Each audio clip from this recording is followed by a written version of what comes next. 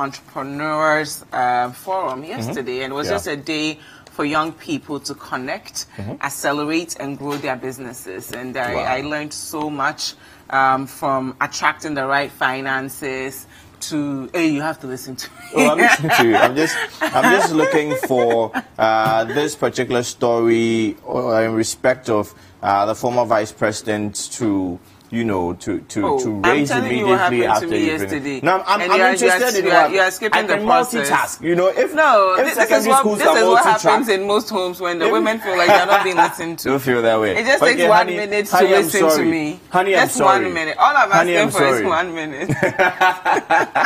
Okay, so bottom line is that you were at an event, a very special event, and it was an event that What's the name of the event? The Young Entrepreneurs Forum. Exactly. Yeah, you see. And where was it? Where did it happen? Where did it happen? These are the questions I don't like in my life. I've answered the first question. You're asking me more questions. Anyway, it happened at the Labadi Beach Hotel. Today is the second day, so I'm going to drag you there with me today so that we can engage and learn more about entrepreneurship. So there are two events that I intend to go to today from here. That one, and there's also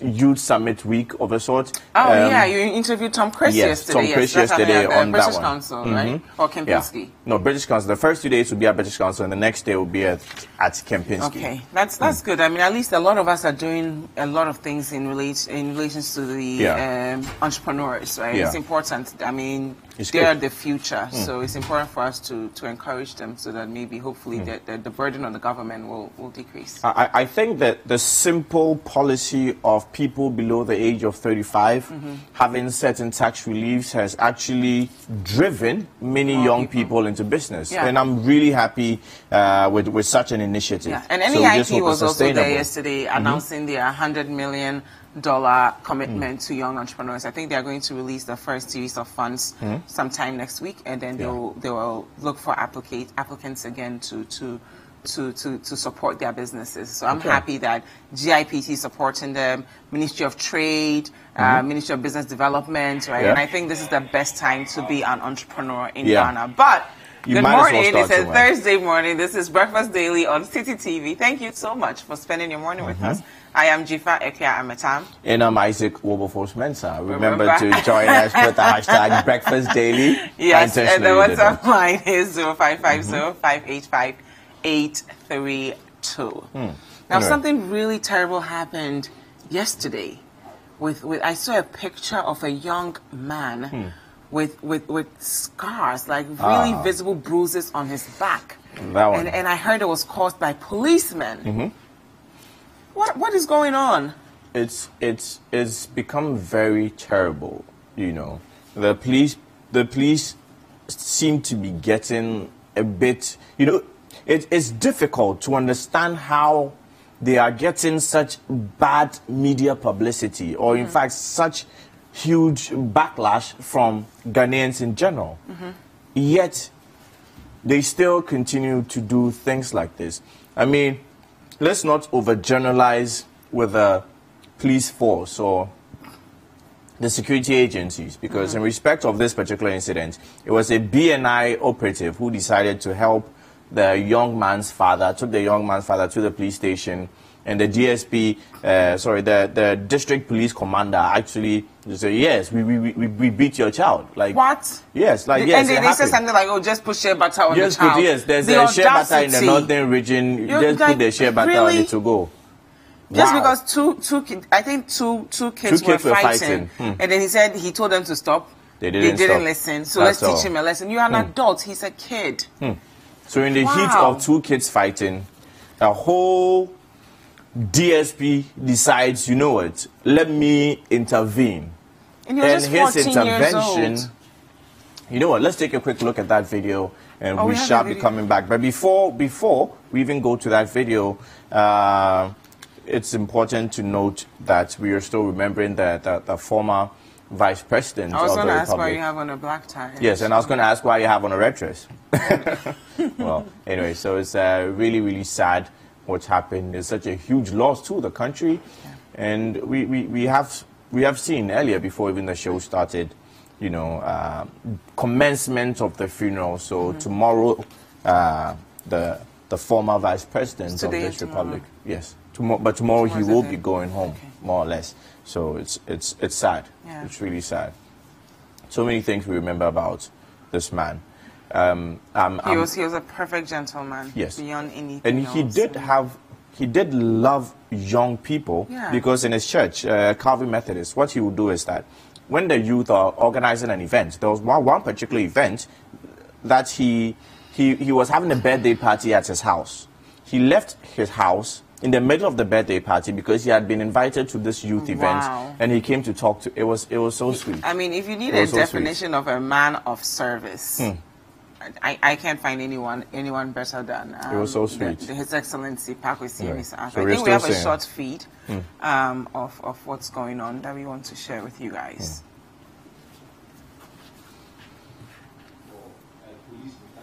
Okay, well. Okay, I think that's not ready yet. Yes, so we'll just go straight to the video of the police brutality. Fred Javano is there, so we will definitely take a look at what's going on at His Excellency's funeral. So the sad thing about the young man who was brutalized is something that we should take a look at right now. Stay tuned. He's the police commander who ordered the community police to treat my child like this. He was fighting with one of his colleagues around commander's office, the office around their school. And commander says when he called my child, he didn't respond. So he's not a good boy. That's why he treats him like this. He wants to give my child 20 lashes. So when they enter 17 and he removes his hand from the table, he will be punished again. So my child says they gave him 20, and after the 20, he received 19. So he couldn't.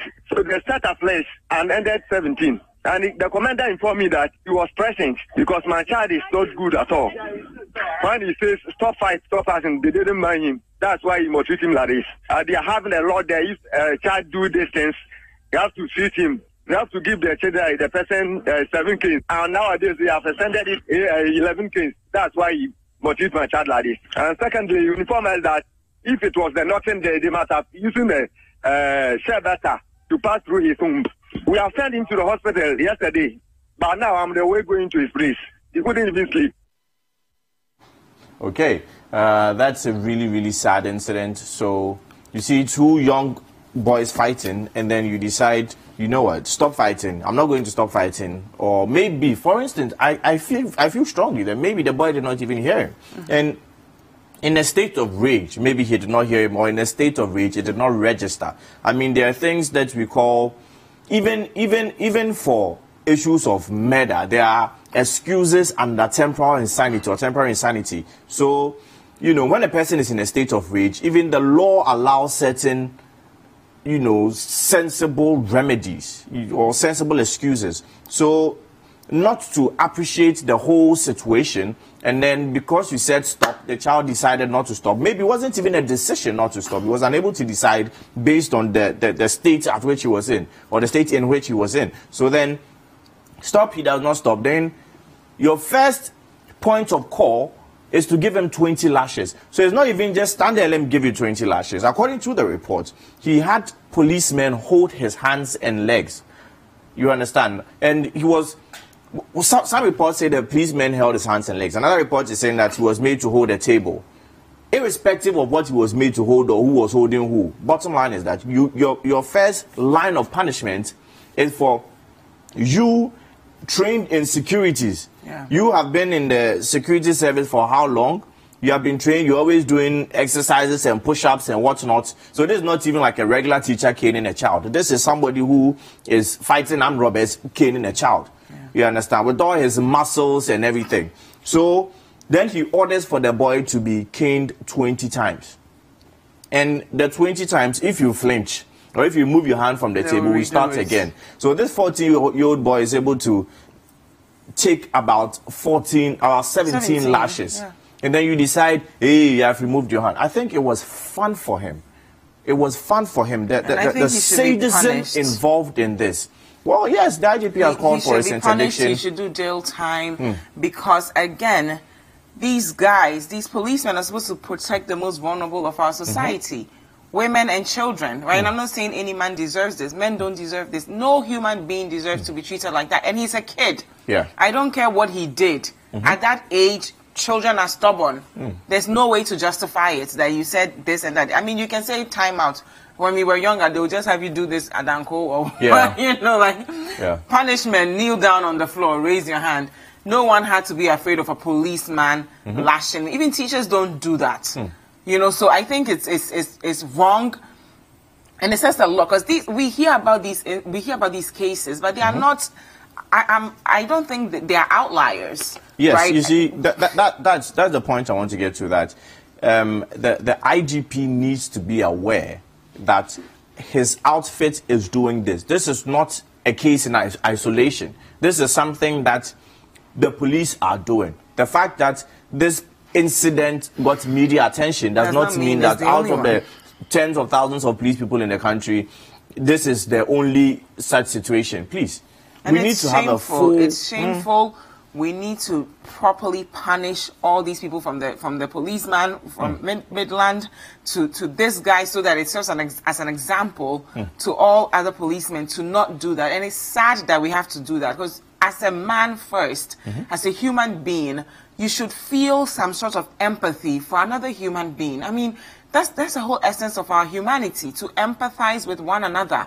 But if you can just sit there and say, he's 14 years old, I saw him fighting someone, he wouldn't listen, so I'm going to teach him a lesson. Yeah. That says a lot about you as a person, not even you as a policeman. So we need to look at various things.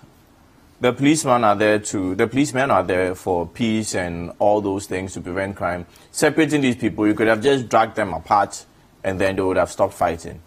When a child, for instance, when a child is at the age of 14, or when there's a child, the law allows for certain amounts of punishment, corporal punishment, parent to child, or when somebody has been placed in your care, for instance, in a school. So teachers are given, under Act 29, the Criminal Offences Act, teachers are given a certain leeway to punish kids. However, this punishment has to be exercised reasonably. Now, you're giving a 14-year-old child 20 lashes. That was your initial point of call. 17 lashes down the line, you decide, no, he has removed his hand. So therefore, let me start all over again.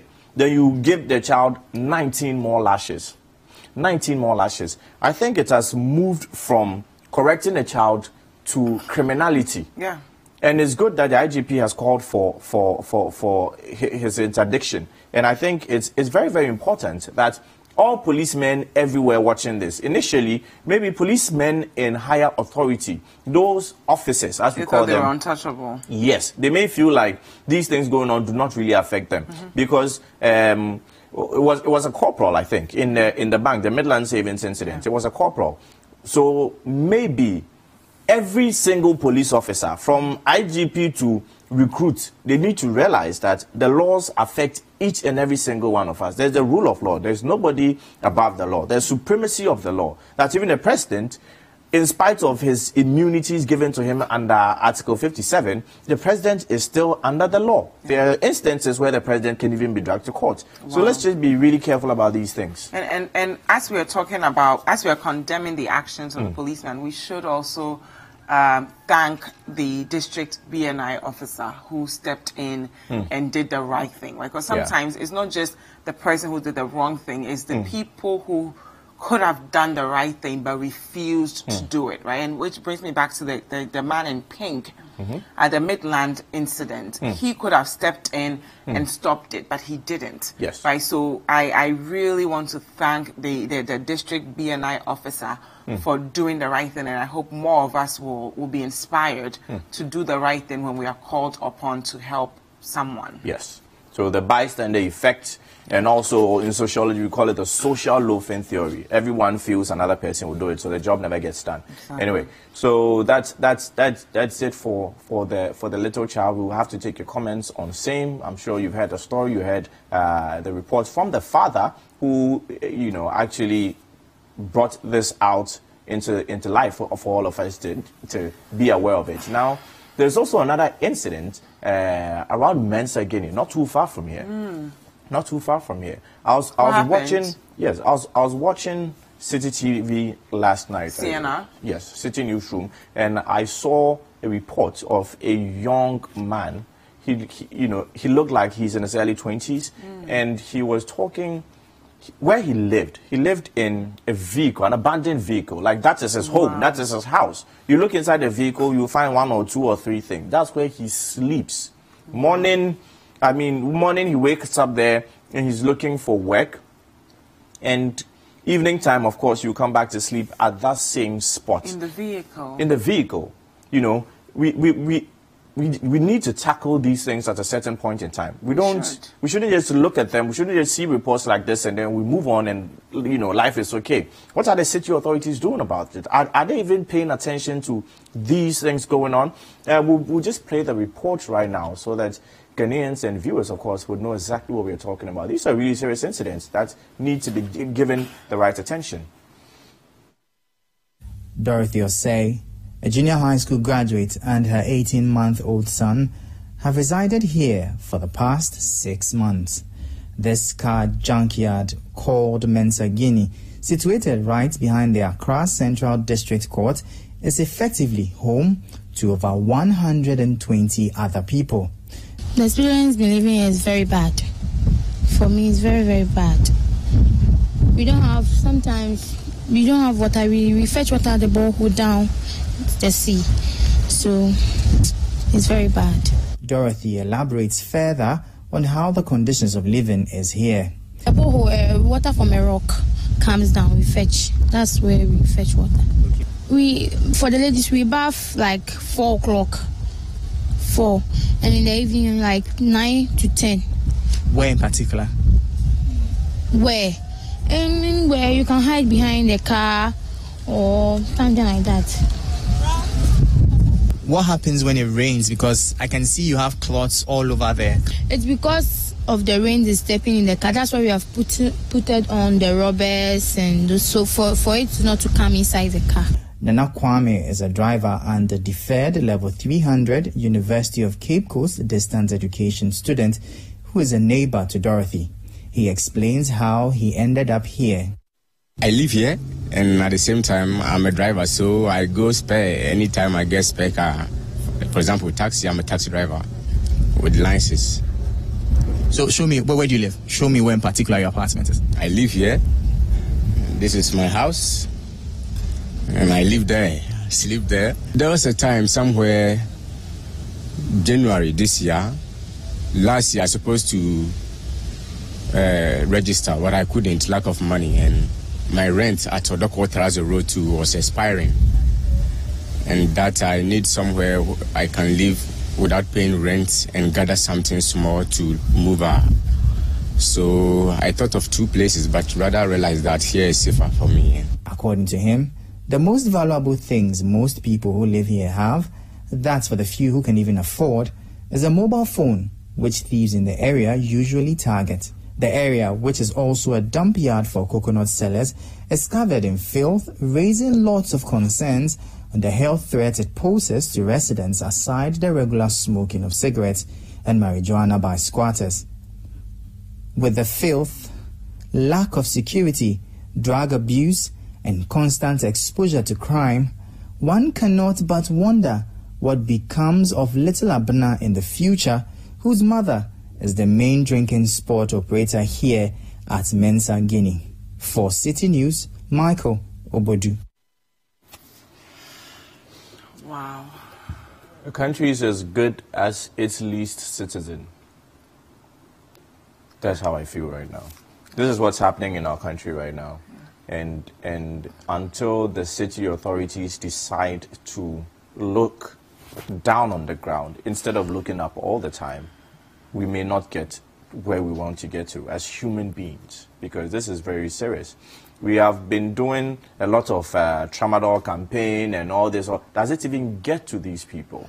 But even Tramadol campaign aside, Wilberforce, one thing that Ghana and Africa is known for is the extended family, right? And the fact that I always say that if people go abroad, they end up being homeless because they have nowhere to go. But in Ghana, you at least have an auntie, an uncle, a neighbor, a friend, somebody that won't mind even putting a student's mattress in front of their house for you to sleep on. Right? Homelessness is not an issue I thought we would ever have to discuss in this country because of the way we embrace one another. Ghanaians are one of the most peaceful and friendliest, not even most friendly, they are the most friendly people you would meet in this world. We take strangers in, we treat them well, we give them. So to think that a young mother will be living in an abandoned car, or a man who could be in school right now. I mean, he got into University of UCC, University of Cape Coast. Yeah, he's doing a distant learning. He's in level 300. Yeah, it means he's not just any Joe on the street who couldn't get that far. He could be the next president, the next doctor, the next lawyer, and just because of resources, he has to go there, right? So for me, it says a lot about our failure as a nation to take care again of our most vulnerable. Right? And this is not, because we are a society of, I mean, when you look at us 20, 30 years ago, we don't have a big homelessness issue. I mean, it's sad, and I think we need to tackle these from various angles. Even let's take a look at issues of rent in the country. We know exactly what the Rent Act is saying, that, you know what, no landlord should charge more than 6 months rent.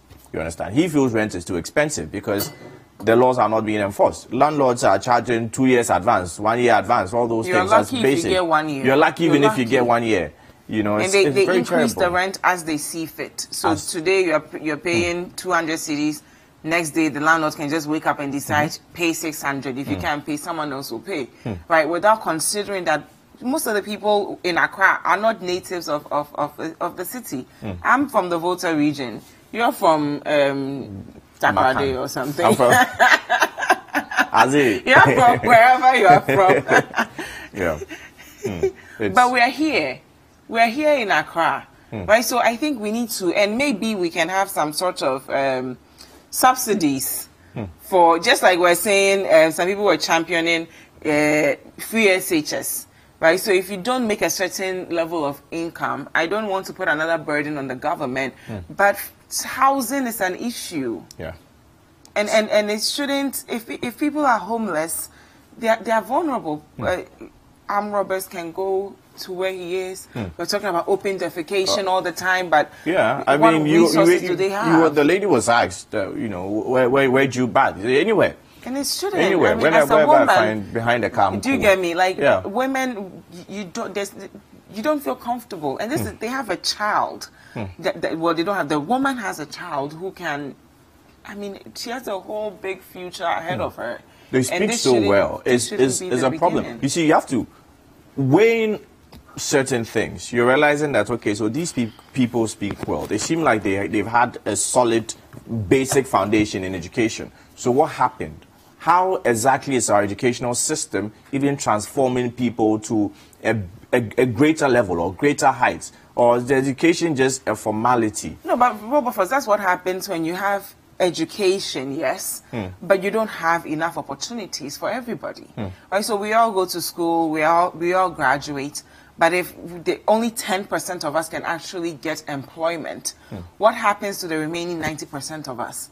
Do we go to the rural areas? What do we do? And in Accra, where so many people are fighting for the same opportunities, if you don't pay that 1,000 cedis or 500 cedis, somebody else will pay. Exactly. And the landlord will not care to throw you out. He's not bothered. But for me, I can't imagine not having a friend or a family member or someone in our community. That's what I'm saying. We need more community centers. Right? We're not saying we should have free housing for everyone, but we should start somewhere, right? People can donate, right? And let's say in every community we can build something for people to at least know that if I come here, I can get sanitary pads, or I can get toothpaste, I can get this. We can start from somewhere and move on. So we really need to tap into our humanity and empathize with one another. I think where the government needs to look at is the places outside Accra, the rural areas. Let's start by developing the rural areas, because, for instance, if we start off with the community center, it's a wonderful idea. if we decide that, you know what, let's give free housing in Accra, what's going to happen is we'll have more rural-urban migration.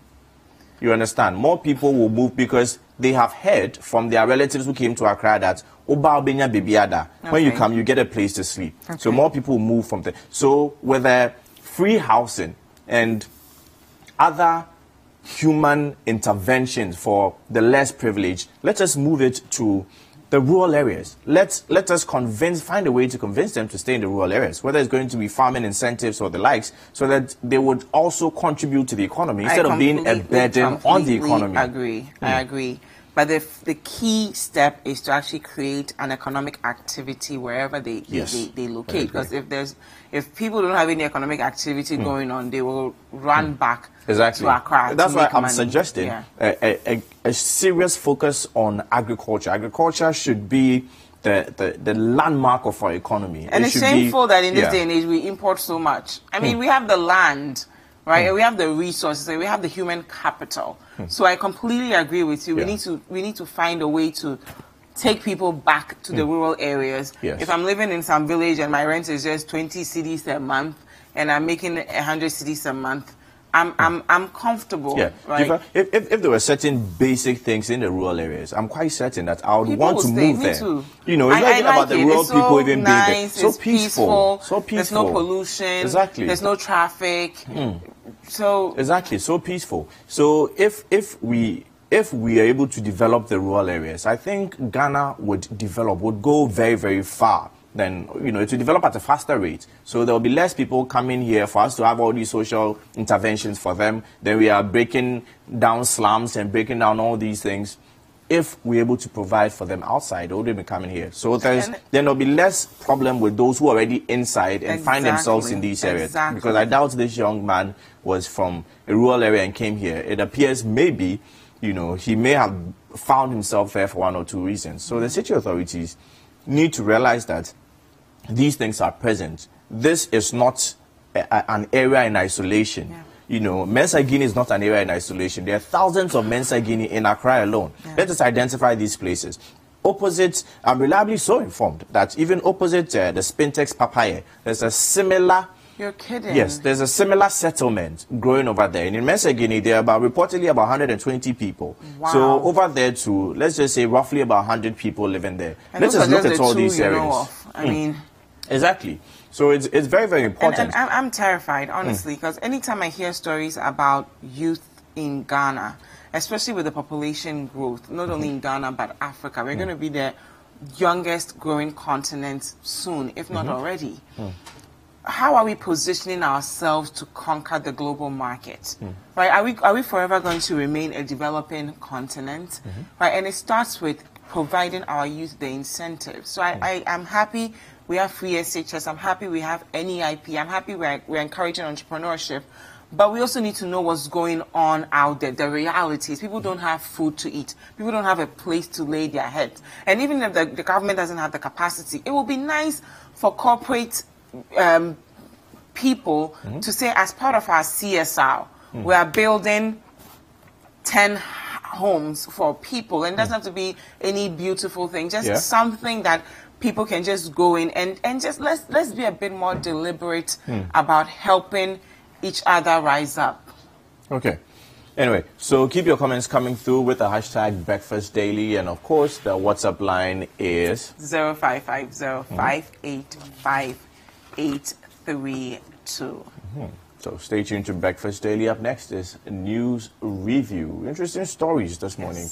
You don't want to miss it. You don't want to miss it, so do stay tuned. We'll be joined by our guest shortly.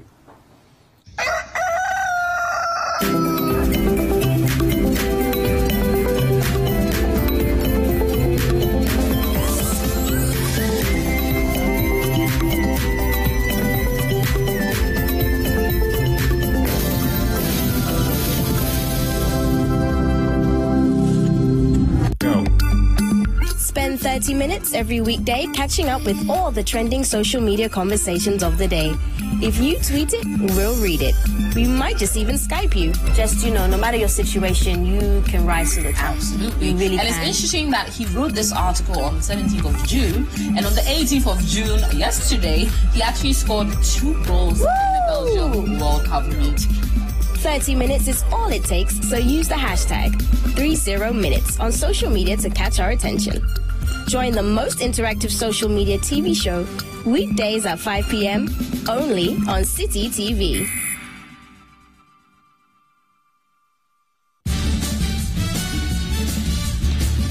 For regular news checks as they unfold, 2020 news all day, all the time. Politics, sports, entertainment, business, and more. 2020 news. We bring you the world in 20 minutes. And that's all the news in 20 minutes.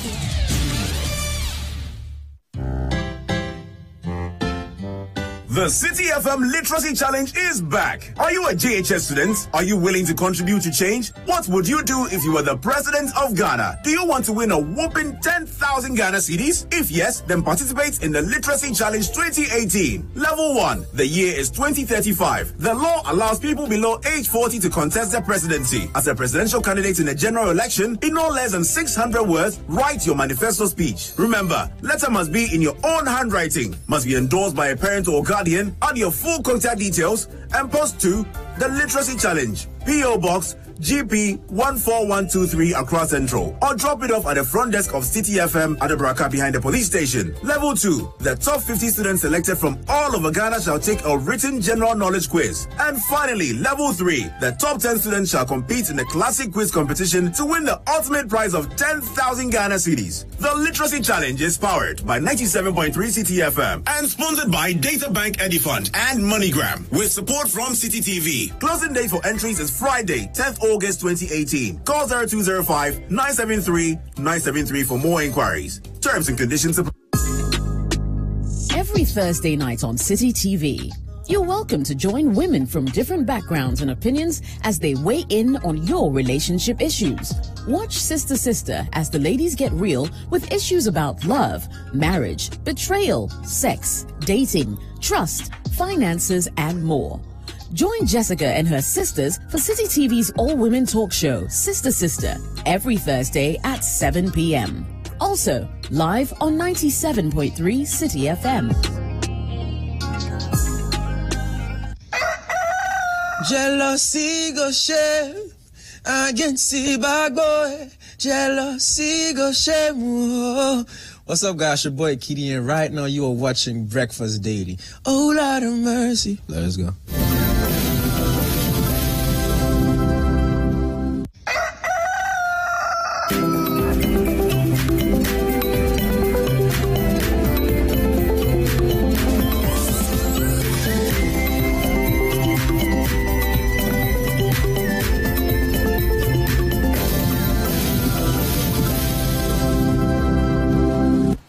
Okay, welcome back to Breakfast Daily. Now it's time for the news review segment for today. Remember to send your messages via the hashtag Breakfast Daily and the WhatsApp line being 0550-585-832.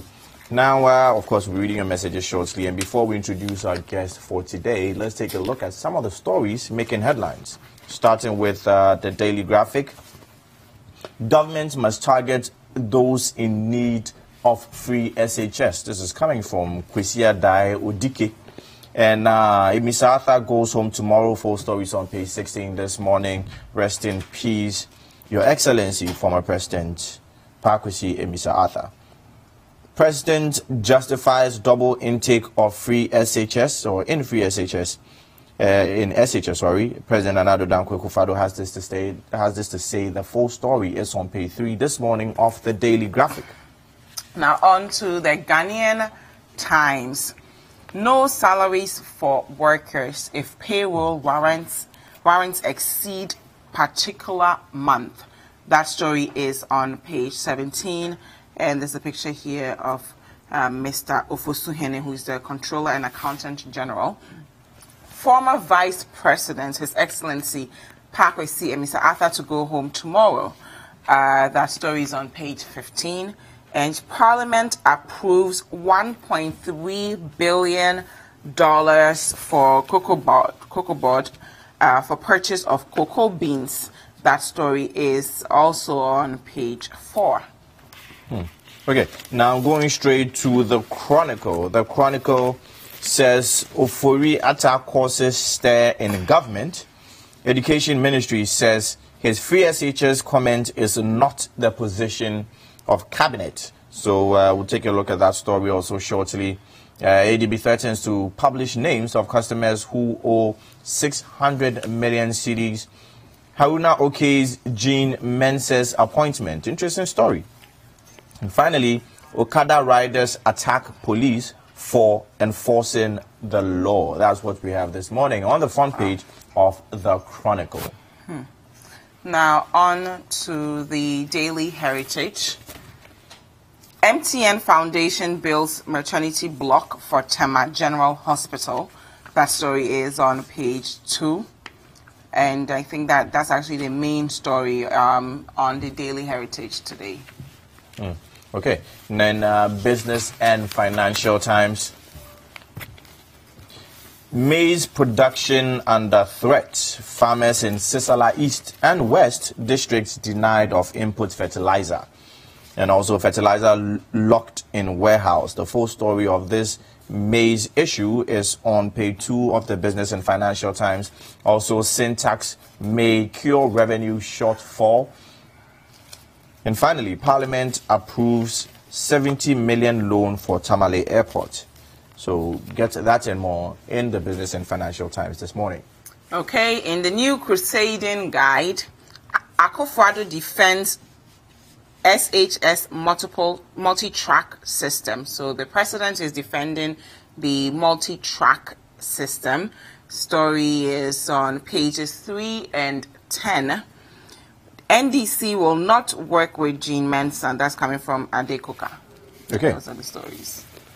The Finder, Business Finder says Trade Ministry to groom young entrepreneurs and also assess impact of 5% tax flat rate on local firms. This is a strong indication coming from Dr. Anthony Yalba of the TUC.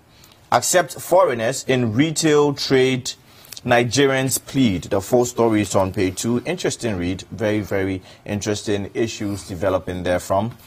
And also, export revenue soar, buoyed by oil.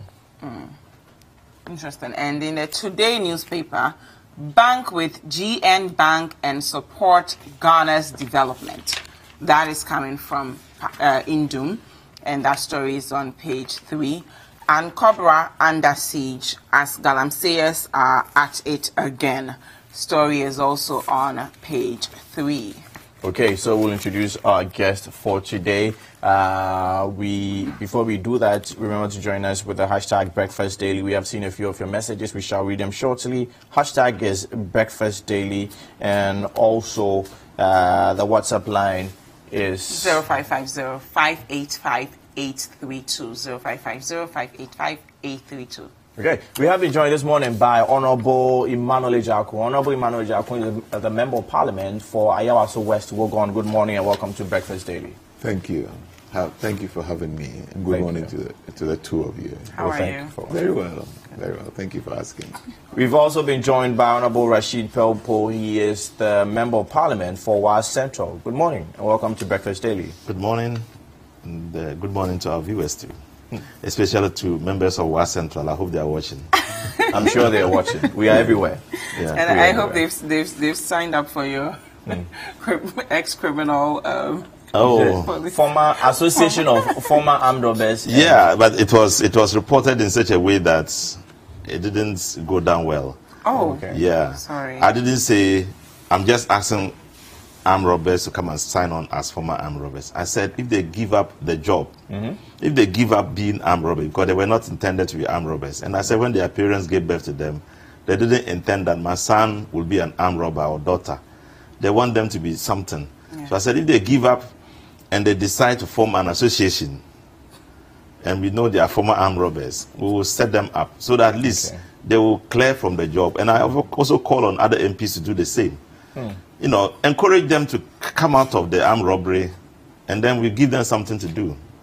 Honorable Yakon, you're being encouraged on the set of Breakfast Daily to form such an association. Is this something you welcome?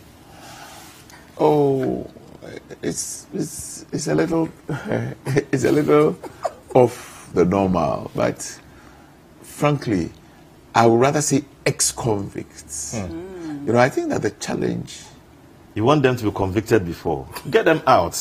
Oh. Those who are in there, encourage them. Look, if it is because you don't have a job, come out. Don't do armed robbery. And then we can set you up. I don't know. I can't speak for him, but I think the challenge we have mostly is ex-convicts. And if they are not properly placed, I think that the literature clearly indicates that there's a tendency for them to go back to do the things that they did that found them being incarcerated in the first place. What we need to do, it's not just even about us as MPs, but I think that necessarily there must be a national program that looks at them rehabilitating and ensuring that they begin to live useful lives. They say that the devil finds for the ideal hands. Work for the ideal hands. Okay. Interesting. That same statement has been used against the double intake system that the devil finds work for idle hands. So 6 months of children being at home may not be the best case scenario. So I'm going to read from page 3 of the Daily Graphic this morning. It says, President justifies double intake in SHS. Now, President Nana Addo Dankwa Akufo-Addo yesterday justified the government's decision to adopt a double intake system to increase access to high school education and address the problem of inadequate infrastructure. He said the adoption of double intake system would provide the government with the capacity to deal with the large with the large number of students who will turn out from the junior high schools to the senior high schools. So amongst the things he mentioned, he says with the introduction of the double intake system, the size of classes would be reduced, a situation which was key to ensuring quality of education. So these are amongst other reasons he gave for the double intake in the SHS. I'll start with you, Honorable Emmanuel Jakon, on this story. Well, thank you once again, and good morning to viewers, most especially my constituents. Did you see that somebody said that the devil finds work for idle hands? Yes. In respect of, because the kids will be at home for quite a long time and they may be forced into certain vices. I think he is, I don't know who said this, but I think he's being mischievous in the least. If we don't do this, there are 200,000 children who will not have opportunity at all to go to school. Me, I am a scientist. If I can cut my risk by half, it is a much better situation than not at all. Has he considered it? That, frankly, yes, it's true. Even all of us, if you don't do anything, you begin to contemplate and do stuff. But I am saying that if somebody, I don't know who said that, but whoever said that, I am putting it to him that if we don't do the multi-track system, there will be 200,000 children on the streets, 14, 15-year-olds for a whole year.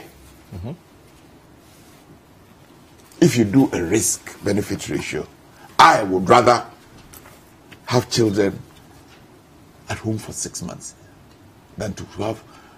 I would rather have children at home for 6 months, 200 at home for 6 months, than to have 200 a whole year. I think that the benefits far outweighs the risk. You know, I think that.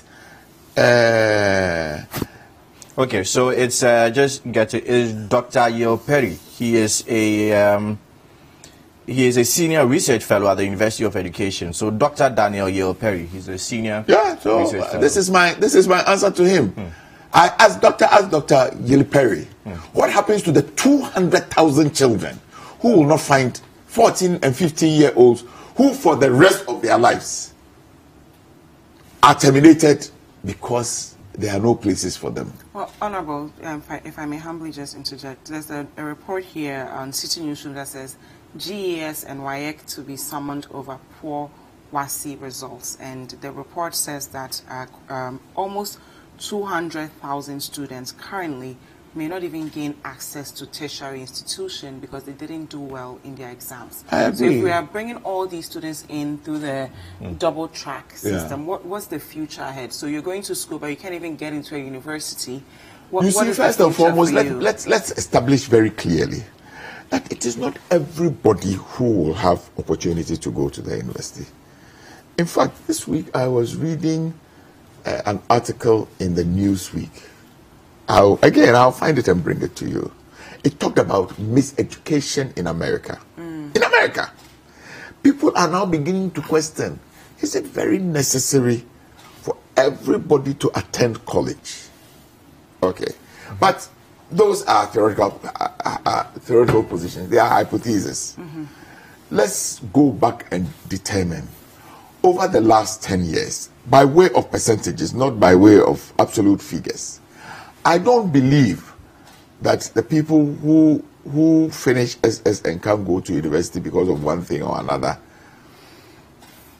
has changed very much. Indeed, I have heard arguments by university dons who say, if somebody wants to come and do the science and they got a D in English, I think that we should allow him in. If somebody wants to do arts and he got a D in math, they should allow him in. You can always do a remedial. All of these things are going on. But again, I will charge you, do a historical analysis, a trend analysis.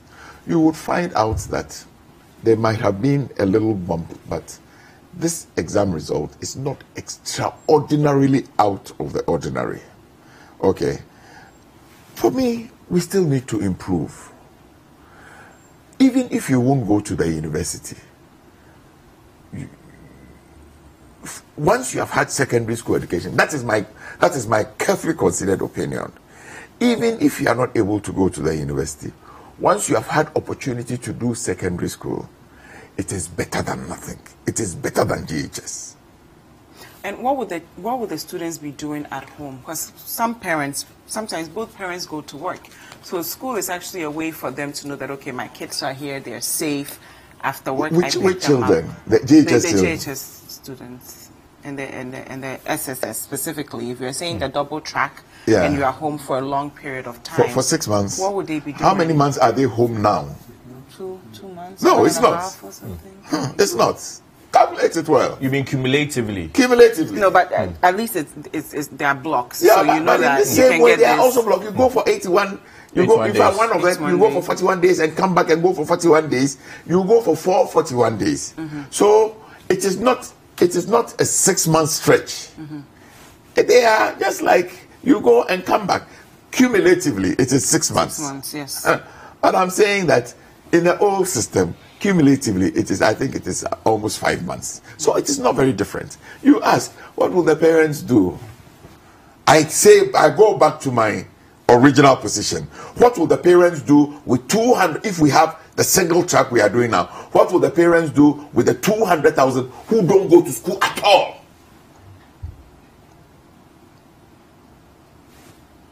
What do they do with the 200,000 who have no opportunity in life? You leave a girl at 15 years old without any hope of advancement. I say that I used to work as a regulator. In life, everything is about benefits as against risk. I want to believe that the benefit of having the two track, even when it comes to these matters, far outweighs the risk. It doesn't mean that there are no risk, but I am saying that if you do a risk-benefits analysis, if you do the risk-benefit ratios, I would rather have a situation like this than to have 200,000 children. We'll come back to you on saying, but okay. Yeah, I'm sure it may have escaped our mind that the former vice president, Mr. Arthur, is to be laid to rest tomorrow and is at the moment laid at the forecourt of the State House, and mourners. Already there. Yes, mourners are filing pass right now. So my condolences go to the family, the wife in particular, and all our friends, our Ghanaian politicians, our everybody, because this is a national tragedy. It's a national funeral. And so we wish him well, and we hope and pray that those tragedies don't happen frequently in our lives. You can avoid them, but as much as possible, God and Allah should be able to, or should limit them, so we don't have so many tears flowing in the eyes of many people. Anyway, so what has happened, for which this multi-track system is being implemented, is a tragedy of circumstance of a country with a leadership that did not want to listen to good counsel. The Constitution of Ghana is the main law of the land and has advised that according to your financial strength, introduce it progressively. And they said no. So when we saw it, we decided that, look, we will first of all provide accommodation, school accommodation, because we can't have 1960 infrastructure, 1970 infrastructure still taking care of 30 million people. Let's increase the infrastructure. Let's provide accommodation. And then let's start by making those who are agreeing to be in day school free education. And then you gradually come to everybody with the increase in strength of our economy. You came on a campaign and said, we just want to come and introduce it free for everybody. It's very attractive and it's mouth-watering, it's good. We put you in there only for you to raise your hands and say, what do we do? I think that we should all come on board to help in this matter. It's very important because it's about the future of our kids. It's about the future of Ghana. We are having a challenge. The multi-track system had never been a manifesto promise. It had never been a policy statement by government. It just came because a professor decided that that was the way forward. And then they picked on it and said, let's do it. I think that we need to think through these things. And we need to plan it properly. Because here is a system we are implementing. There was never a feasibility about it. There was never a defined blueprint about it. The policy itself is an ad hoc one, and then you don't know where we are going. So I think that let's arrest the situation as of now. And I will encourage them to have a bipartisan civil society interaction to think through as to what to do. But the easiest thing for me to do is not to do the multi-track, but to spend this year just investing in the half-completed buildings. But that would mean some students will not get a chance to go to the secondary school. Well, I'm saying this year. Yes, but yes, this year. 200,000 children will lose school. Yeah. So whatever you can do to contain them, the way forward is not a multi-track system. The way forward is to increase the infrastructure. Remember that, look, for example, my secondary school, the last building that was put up there was in the 80s or so. And is the same story with many, many schools, out there. So just improve the infrastructure in the secondary schools. The new ones that are being built, finish them. And we go back to normal. The government concedes that position. That is true. We need to build infrastructure. However, there's a backlog of students, or there are students who need to get into free SHS come the opening of the term or the academic year. So since a building cannot be put up immediately, the government is saying that, you know what, let's give ourselves 7 years. 5 years. They're saying 7 years, actually. Really? So, yes. So by 2025, the government intends to that by that time they would have built enough structures. Even the schools that were initiated by the former president, that are at 70% completion. The current government intends to complete all these schools as well. Do you not find it justifiable enough that the double track... If we can use 2 years to finish 40 of them, why can't we use 2 years to finish another 40, which are half complete? And then we solve this problem. Only adds up. Can I interject? Yeah, I think he will just wrap up when he comes. So I think that I'm thinking about a long-term effect, not a short-term ad hoc arrangement of double track. A long-term effect. In fact, not even long-term, medium, 2 to 3 years effect that we can do to solve this problem. It's just to provide the infrastructure, and that'll be it.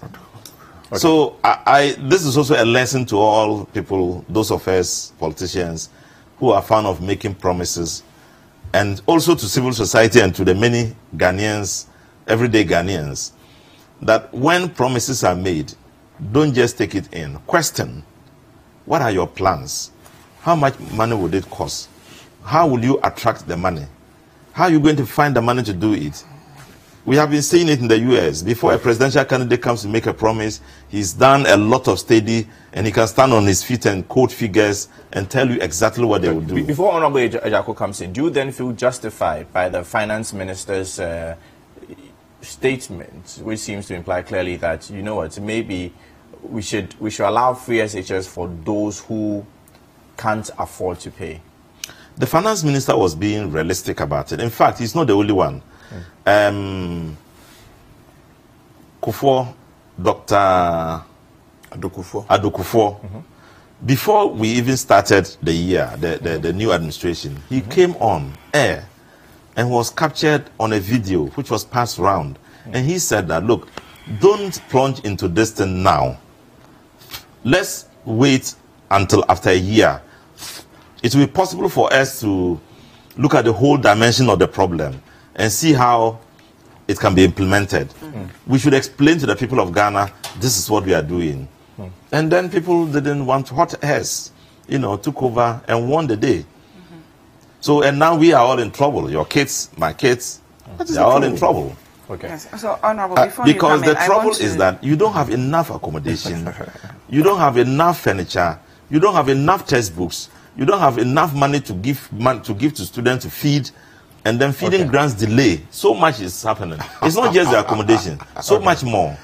Feeding grants. So before we go for a quick break, Honorable, there's a story here on citynewsroom.com that says classes under trees, open defecation, life at a basic school somewhere in the north, Upper East region, actually, sorry. And I'll just quote here the teacher. He says, the district chief executive says, the 240 people sit on bare floor for their studies, and this is affecting teaching and learning because of lack of furniture. The other problem is that whenever it is threatening to rain, we have to close the school because the classrooms don't have windows. And when it rains too, the classes are full with water. And when you look at the pictures here, the students are literally using the big yellow gallons as tables, and they're sitting on the floor, right? So a lot of our public schools, you go in and they don't even have a bathroom. So in as much as it's really important for all the 200,000 students to get into schools, what's the plan ahead to address some of these challenges? And we will take your answers right after this quick break. I thought the NDC said they had we'll take a quick break. They had cured the infrastructure issues. Okay. I thought they said they had cured it. Okay. We have built thousands of them. And so you should have continued. You said free, you are not building new schools. We'll go for a quick things are happening. Break, and don't forget to join the conversation with hashtag Breakfast Daily. Didn't exist. We'll be right back.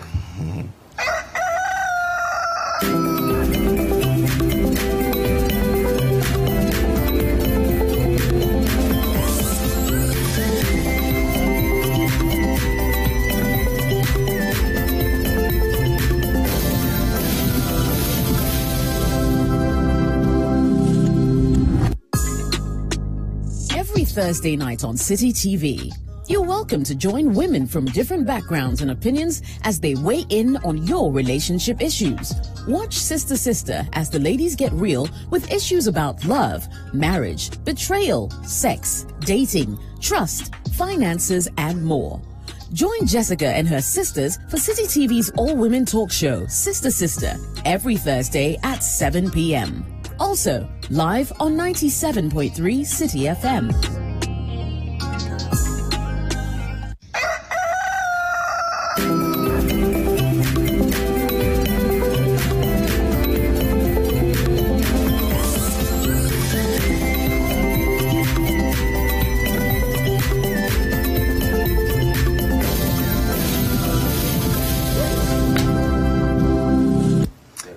Okay, welcome back. Thank you so much for staying with us. Now, before the break, we were discussing the state of some of our schools, and Honorable is going to... Well, let me go back. Mm-hmm. I will come back to the state of the schools. I made a point that I'm surprised to hear that there are still schools under trees. It did appear to us in the 8 years of the NDC, particularly in the first 4 years, that there was nothing they were talking about but school under trees. And they made it look like they had abolished the situation of school under trees. So I am extremely surprised to hear this morning that there are still school under trees. So all the noise they made, they didn't finish the thing. Anyway, but I want to come back to this. First and foremost, my honorable colleague is sitting here and saying that so they decided to do how do you call it? Progressive. According to the Constitution. they implement it progressively. When you decided that you will do it progressively, I am stating that 100,000 children were sitting at home. You know, I feel pained. Why did you get those statistics? Oh, I feel pained. It's not true. Go and check. I feel pained that those of us who have had opportunity to go to school, I went to secondary school on scholarship, on a Cocoa Board scholarship. He, I believe, went to school free. I don't know. He went to school, secondary school free. I went to secondary school free. I came from the south. I had to pay, but I was quite bright, and I got a Cocoa Marketing Board scholarship. In the 3 northern regions, it was free. I feel pained that those of us who had had opportunity to go to school today think that if we can't find a thing, so what? They can stay at home. In fact, I feel offended that people think that, well, we can't find it, so it's okay. So what? And at the age of 40, you truncate somebody's education. I am the last person to say that there are no challenges. There are enormous challenges, enormous. But I think that it is the fortune has never smiled on the weak. Fortune has smiled on the brave. It is the brave leader who will decide that against the odds. Look, I am a member of the ruling government, and I can read. It is not easy, but it takes a man of fortitude to say that against the odds, I will pursue this track. This free SHS is costing a fortune. The reason why Oforiatta, the finance minister, is saying, because the figures are before him every day. We need to dualize Accra Kumasi Road. If we didn't do free SHS, there will be about 600 or 700 million cedis that can begin to do Accra Kumasi Road. Okay. But if you do a cost-benefit analysis of putting my money in education than doing, I would rather put my money. It is a decision somebody has to take. Okay. Now, all right. I want us to let me just but really briefly, because I want us to talk about. Let's. I am hearing, yeah, and then you have brought this multi-track on us. Let me tell you, multi-track is not an invention from yesterday. It is something that happens everywhere. It is a 50-60-year-old approach. It is the first time we are doing it here. Last time I was here, I stated it. I will state it with all the conviction I can muster. When it's not the same as shift. When Kwame Nkrumah decided to do shift, people laughed at him. Honorable, I want us to move from education also. So maybe you should wrap up your comments on education, because there's also another important story that I think we should look at. Adekoka is saying that NDC will not work with Jean Mensah, who is the EC chair nominee. So we'll look at that story also shortly. So with that particular story, we'll start with you. But then I want you to wrap up your comments on education. Well, okay, so I am saying that let nobody do scaremongering that we have gone and brought an animal nobody knows. Multi-track is practiced in France, is practiced in America, is practiced in Japan, is practiced in Kenya. It is not an animal nobody knows. It is a well-tested and approved situation. I am saying that we have an exigency. We are not tickling ourselves and laughing. We would rather children are in school than leave 15-year-old girls with who have just had JHS. Okay. I am saying secondary school, even if they do go and they don't pass too well, they acquire some knowledge to help them in their lives. I'll you on that point. Honorable Rashid Popo, on the issue of your party, the Greater Accra Regional Chairman of your party is saying that the NDC will not work with Jean Mensah, and this was more or less emphatically made, or this statement was more or less emphatically made on our program yesterday. Well, before I just go in, let me just say that he said we eliminated under-school trees. Yes, during our time, we did so much, built so many thousands of school blocks. And then anytime you ask them, they couldn't give you the exact figure. Thousands. In my constituency alone, I can count them. More than 100 schools that are built. Really? Yes. Not and we still have school blocks. More than 100 school blocks. You see the 6 classrooms or 6 class. There are many. Aren't you surprised? I mean, all over. In spite of all they did, there are still school trees that that is Ghana. It's a dynamic population. We are growing. You came in 2 years. Not one single block. Why? We built all the universities, we built all the protect, we did all the things that to move away from education. Anyway, so this is an opinion by Adekoka. I don't think that it is a party. If it is a party position, it is announced by the party general secretary or the chairman. So I'm yet to come to terms with this statement he has made, and I don't think that it is too much an evil working with a person who is appointed and confirmed. If it is if it's finally confirmed and there are courts, you go to court and the court says no, this is what it is, we have no option but to work with her, except that we'll not hold back our reservations, you know. So I will not comment as to whether it is true or not until the party comes out with a position, you know, the party chairman or the general secretary or somebody issues a statement from the party telling us that this is the situation. But this is also to tell everybody, especially our friends at the opposite side. When Charlotte Mensah was, what's her name? Jean Mensah. Charlotte Osei was appointed. There were all kinds of pronouncements about her, calling her names, you know, telling her she is in sex with her position, and that they were not going to work with her. They will dismiss her as soon as they come to power, and all those kinds of things. Those were all made by party people, you know, and all that, out of frustration, anger, suspicion. We have to be Ghanaian much more than party people. And I think it's extreme to say that they said they would dismiss her immediately. Nobody said immediately. I didn't add immediately. Nobody said when they they said they will remove her when they come to power. Nobody said monitor the social media platforms and see what their members were saying. So many bad things. I don't want to repeat them, you know. So we have to make sure we respect the system as it operates, so that we don't have this back and forth allegations and counter allegations and attacks on poor public servants once they are elevated to positions. You know, once you do it, it has precedence, and it will attract other people from saying that. I mean, into saying that.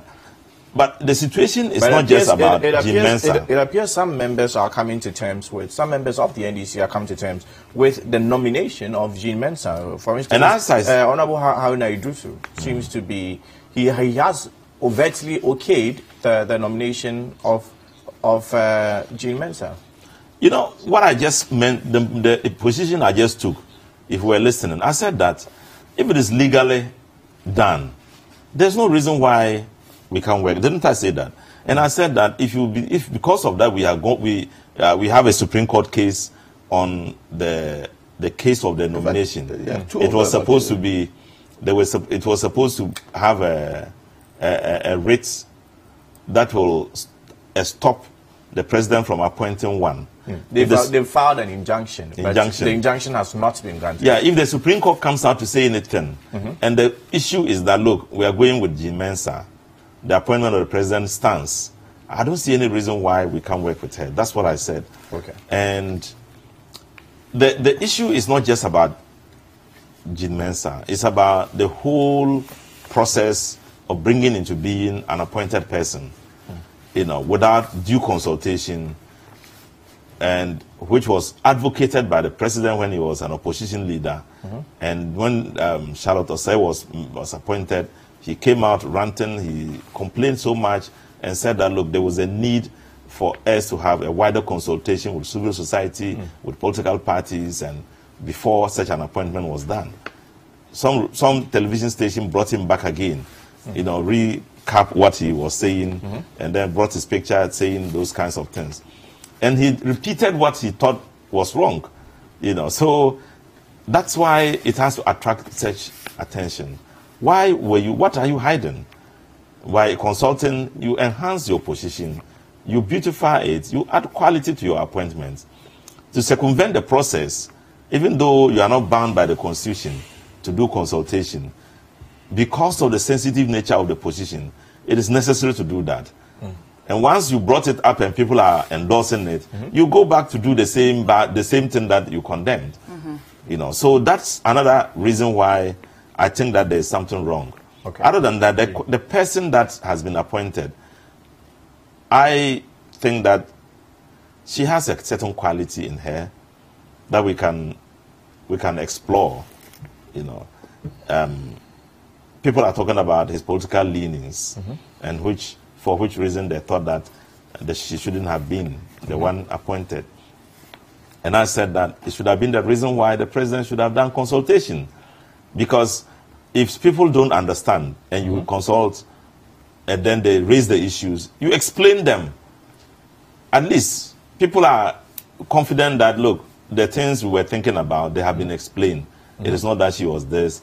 She herself has even given the impression, this, that. And we are all settled. But if you leave people with the same ideas they have about her, about other people, they will bring it to the air. I mean, to the open. And eventually, it will mar the situation. So this whole thing, I rest it on the president and his team, who didn't do wider consultation. It's not about Jean Mensa. Well, first and foremost, I sit here, I was not consulted. I figured that he was also not consulted. You are the party. You don't need to be consulted. We are the opposition. We need to be consulted. Civil society needs to be consulted. What he needs to find out from, maybe you should go to your party. You know, they didn't. They said they were not. I haven't heard. Then it is said that somebody said that they will not work with him. Okay. Yes. You know, in Macbeth, I'm very careful about what I'm quoting. I'll only quote part of it. In Macbeth, it says it's a tale. As for what is said, I won't say it. It's a tale full of sound and fury, signifying nothing. We won't work with him. It's a tale. It's full of sound. Full of sound and fury, signifying nothing. That was Adekoka. Yeah. I'm saying, if you will permit me, I am not referring to, he's my very good friend. But Macbeth said something. In Macbeth, Shakespeare says something. It's a tale told by an no, I won't say this. I'll just leave it here because it might be construed that I am insulting. No. Yeah. I'm only saying that Macbeth said something. But I want to say it's full of sound and fury. It signifies nothing. Nothing. Let's discard it and go on. His Excellency the President, by the powers vested in him, has made an appointment. It is not everything that he does that people like. When he appoints a minister, some people like. Even in the party, some people like, some people don't like. I'm sure when Pepo was appointed Minister for Sports, some people were happy, some people were very unhappy. They thought they could do the job better than him. It always happens. What is important is, for me, let us look at the caliber of the person. Is he competent enough to do it, or is he not competent enough to do it? Those are the things I want to hear. Today, all that you are hearing is that she is MPP. I don't know her as MPP. I haven't seen her. She's not a card-carrying member. But everybody has a leaning. Everybody has some leaning. When Afarijan was in university, everybody know that he was a CPP boy. Even the president, when he was in the university, he was a CPP boy. Okay? So you think that people don't have... everybody has a leaning. But what is important is that at the critical time, or Charlotte was say, you think that she didn't have a political leaning, she didn't have inclinations. She did. She certainly did. On Facebook recently, one gentleman asked, one person was making so much noise. I said, you name a neutral. What's a neutral? What we need to do is to interrogate the ability of the person to execute that which is before the person, to the extent that it was properly done. All right. I hear that there are court processes. I believe that the Supreme Court will determine. If the Supreme Court determines that there was no ground for her removal, that is the apex court. In the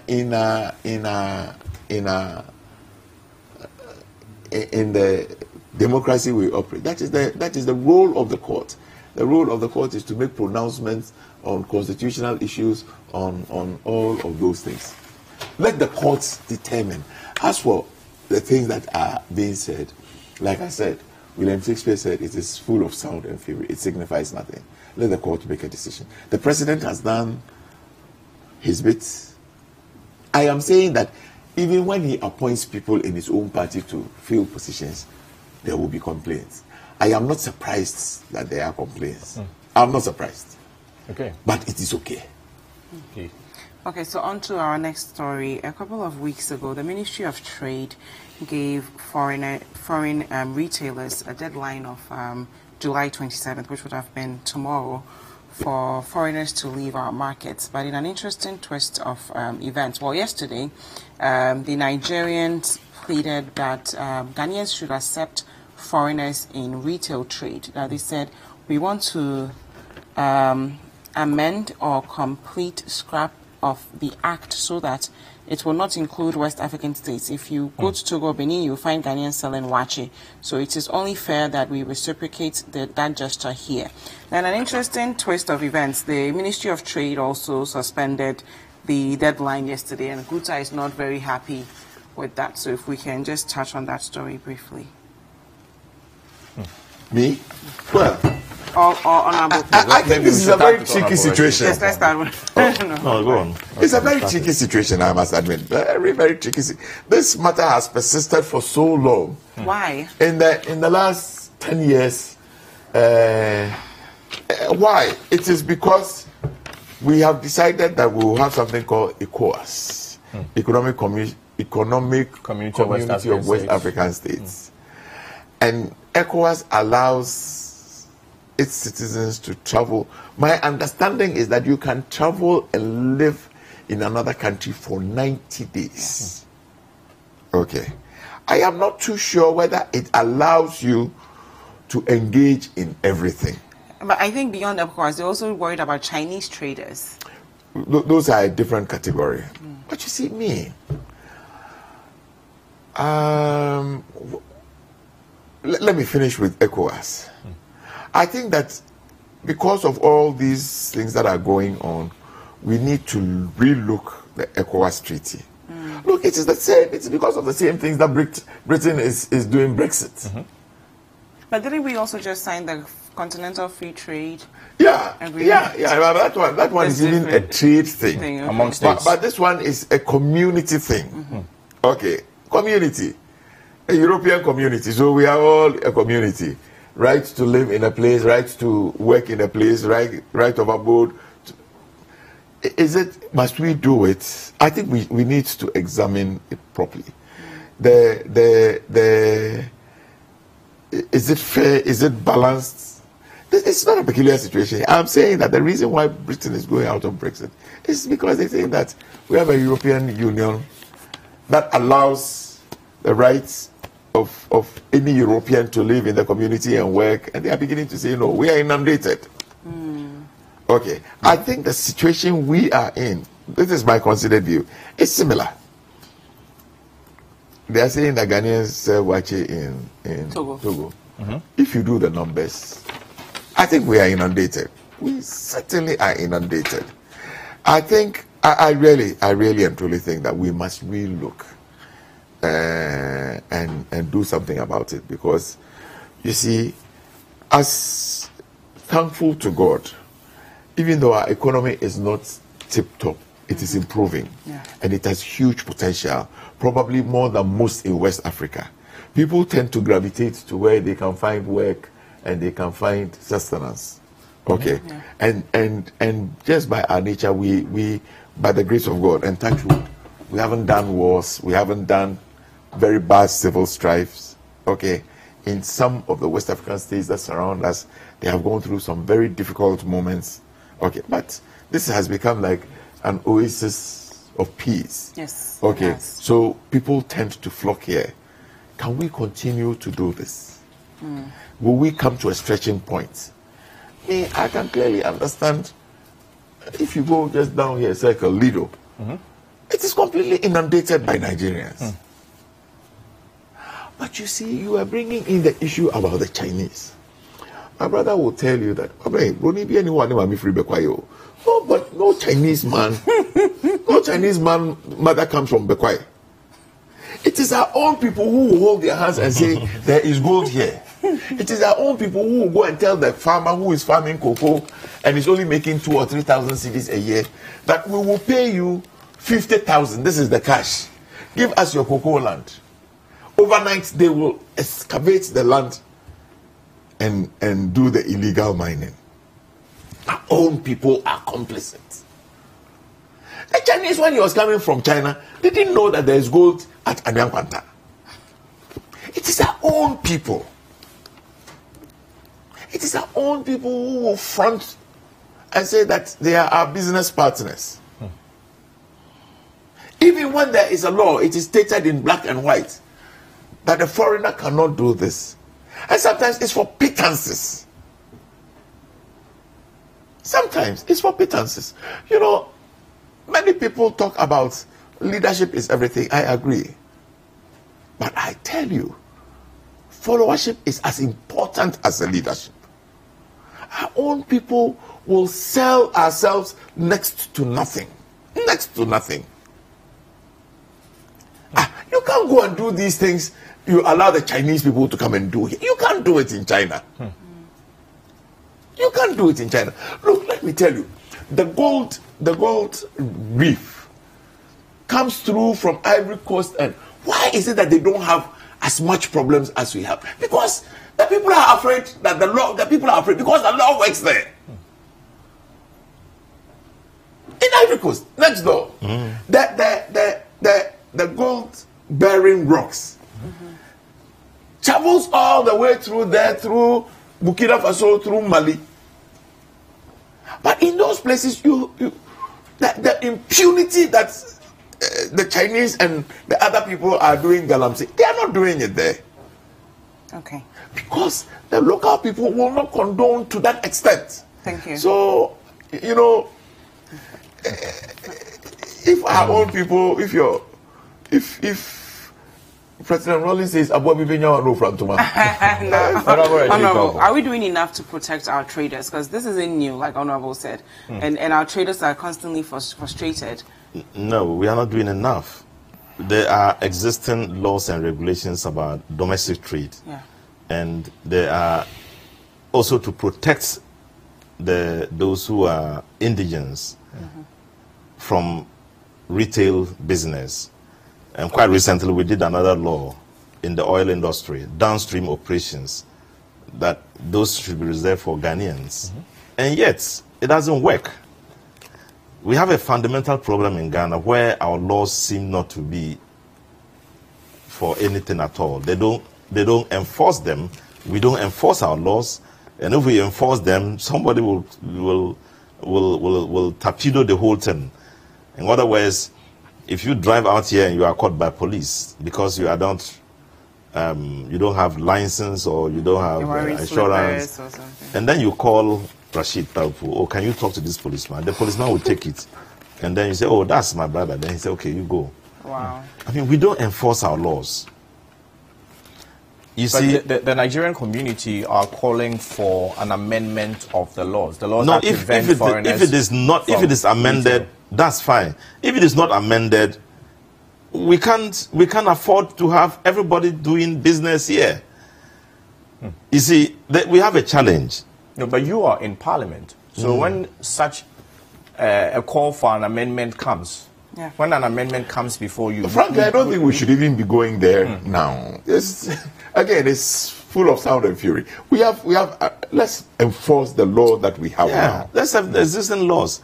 They shouldn't call for the amendment. Ghanaians should call for amendment if we need an amendment. It is not a foreigner who will come to your country and say, amend your laws. We must find the need to do that. If we don't find the need to do that, let's enforce the existing laws. When we see that by enforcing them, we are losing opportunity of investment, then we are compelled by ourselves to amend the laws to allow inflow. We want investors to come in, not into competing with the indigenes who are doing business at the retail level, but by investing to employ them, to create more value. So, but he was talking about the Ghanaian. Our education has a problem. I do agree with him. I don't know how we educate ourselves to allow Ghanaians to sell any piece of Ghana so cheaply. Anything. Look, do you know why the police hospital at Cantonments is where it is? No. This was given to a British consultant, a British contractor, with a Ghanaian consultant. And he was paid £45 million sterling to do that hospital. That's so much money. You can multiply it by 6 and you can get the figures. The man went, after raising those walls and roofing it the way they have done it, came back to government and said, I have finished spending the money. Wow. I said, why? He said, oh, because of inflation and the depreciation of the cedi. But depreciation isn't affecting the pound sterling. They withdrew this money, pound sterling, and gave it to you. But do you know who wrote his report for him and said that he has finished spending the money? Ghanaian consultants. They wrote and said, yes, the man has finished spending the money. Inflation and depreciation has finished the money. We were in office. So what we did was to get Pricewaterhouse to go and do the valuation. When they did the valuation, he had spent only £5 million. Wow. Out of the 45 million. And then he took us to court. The building is there, it's not finished. The arbitration is going on, international arbitration, we are spending money. Because people take us for granted. They see loopholes in our enforcement, and they see loopholes and cheapness in the Ghanaian person who they are dealing with. They know that if they give you $1,000, you throw away the country. And so they use you. That's what they do all the time. They come here, you tell them they are your partners. You know, all of you know that this project we are going to do, it costs 150 million. He will tell you, let's make it 200 million. And then you agree. Sometimes it's even the Ghanaian who will say, oh. Yes. They will agree and massage the figures, bring it to government, and tell government, oh, we will give you campaign money when it's time for campaign. Oh, did you used to do that? I'm saying they would, because at least stop it. a lot of things have come, and we know the workings of government. But how do we break this cycle? How do we put the self-interest of the country first? The foreigner would have added so much to the value. How do we break it? That's the question. We need to straighten up our education. We need to make sure we change our curriculum. We need to teach our people how to love Ghana. So you agree with Ministry of Trade in suspending this to educate the public more then?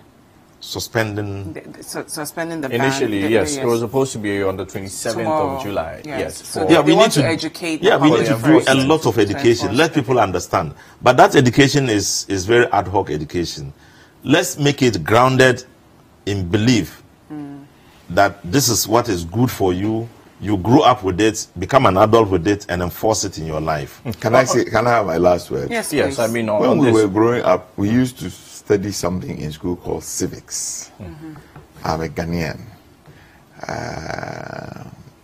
Why I'm a Ghanaian? Why I do this? Courtesy for boys and girls. When you sit in a bus and an elderly person comes, you must stand up and give your seat to the person. Today. Oh, but today we do the pledge. I promise on my honor to be faithful and loyal. Do they even understand? That's recitals. Those are recitals. Those are recitals. Look, there is an institution in this country which is very important. It is called the National Commission for Civic Education. It is not even properly funded. All of these things, it's not that in some other countries people don't exist. They do that. But I tell you, love for country is not here. Patriotism is a dead goat here. But what went wrong? Because from Nkrumah's time, there was a lot of patriotism in the air. We were proud. I don't know whether the whole African identity movement. I think that some of it was part of your school curriculum. Yeah, it was part of your school curriculum. I said, I was in Kew Methodist Primary School. We used to civics. Today, go to the schools and ask somebody, what is the name of the president? They don't even know. How many regions are there? They don't know. Who was the first president of this country? They don't know. But who fought? There are people who fought to make this country what it is. We have forgotten virtually all of them. There is nothing. Yesterday, 2 days, this morning when I woke up, I was going through Facebook. My colleague in Parliament, Professor Atta Mills's brother, was bemoaning this. He's saying this country is not worth dying for. Wow. His grave,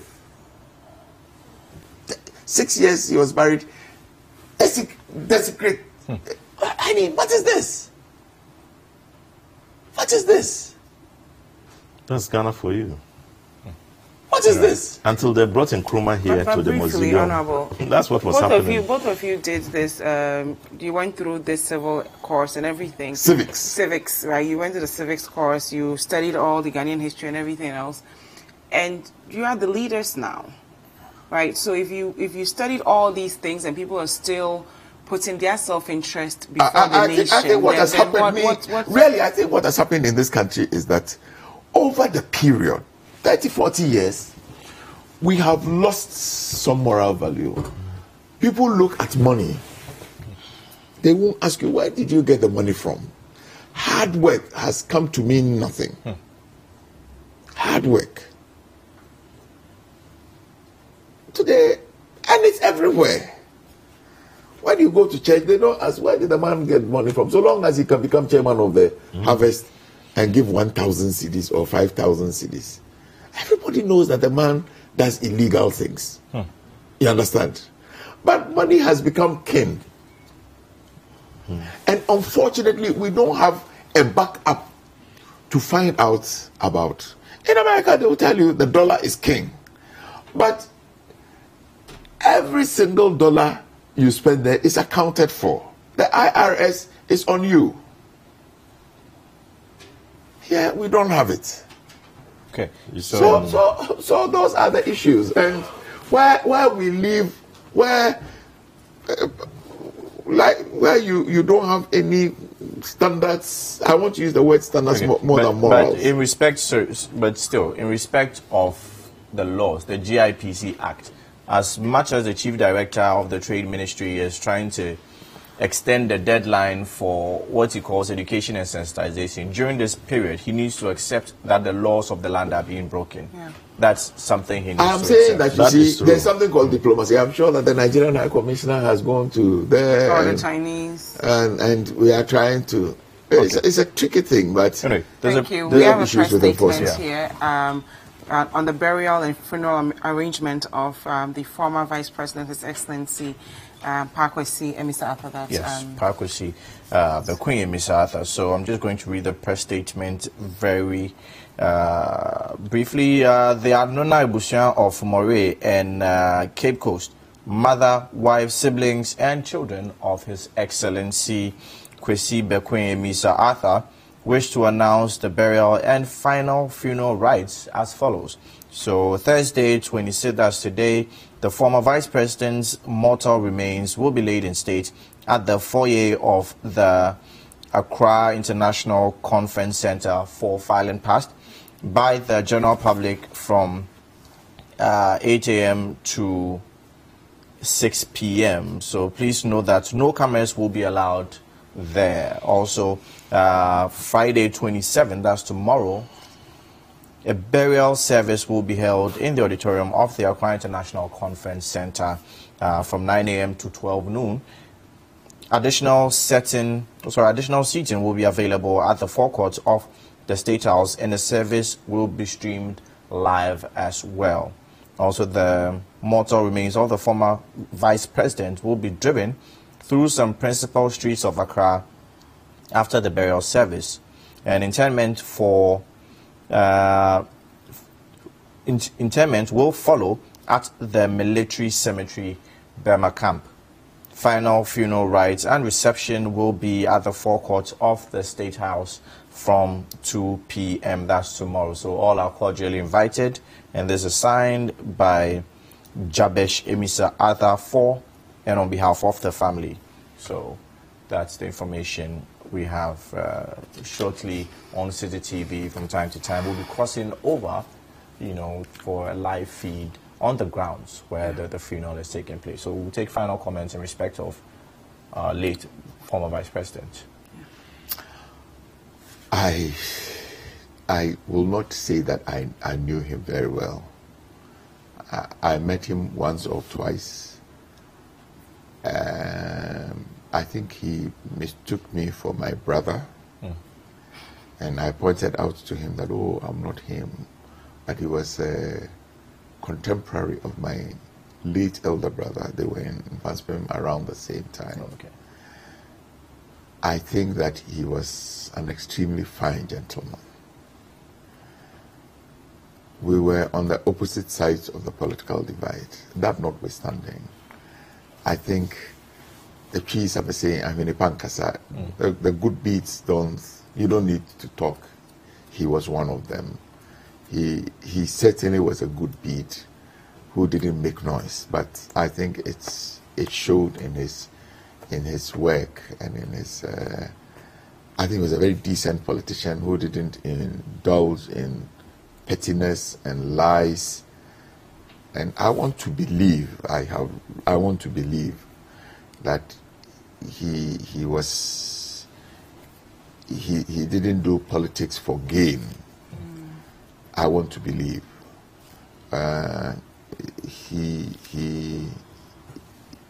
For me now, he was a patriot more than a partisan, and I am sorry about his loss. My condolences goes to his wife, his children, and his mother, I hear 90 years or so, who is alive. May they all be comforted. But certainly, it was a life well lived, and they can be very proud of it. Okay. Yeah. So my condolences also go to the family, the wife, the kids, and all his loved ones. I first met him as the Deputy Majority Leader and he was appointed as the vice president, and we needed to take him through the process by which Parliament would vet him. So it was my first time I interacted with him, and he came across as a gentleman par excellence, and he also showed a lot of distinction, and I was impressed when we asked him whether he would prefer you know, a vetting that was out of the shot of people, you know, in camera or out camera. He said, well, he didn't mind at all. He wants to talk to the people of Ghana. And so he offered to speak to the people of Ghana, to be vetted openly. And when he became vice president with John Mahama after 2012 elections, I worked with him in the economic management team. He was the chairman of the team. I was a member. And he was very forthright in discussing the economy. Anything he thought was going to hurt the people of Ghana, he was quick to mention it. And in many instances, he showed dissent on issues that he thought were not the right way to go. And you know, I come to admire him, and then about his forthrightness and his absolute commitment to Ghana. He was a politician only because people thought he was a politician. When I traveled with him to India and I called him and I said, you politician, he said, Rashid, let me warn you, I'm not a politician. I want to work for Ghana. That's what he told me.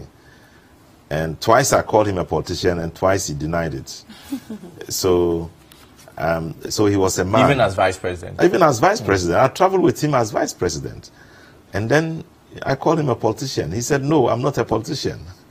You know, and he insisted that... Sometimes I think this is my personal opinion. He was best fit to be governor of the bank, not the vice president. That is my candid opinion. Yeah, that's what he's saying. The man... But he worked as a vice president very well. He complimented the president,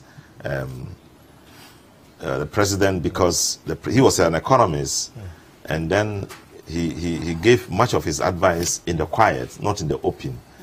And well, everything said and done, we wish him well, and we hope and pray he will be received at the right-hand side of God, and will emulate some of the qualities he has left behind.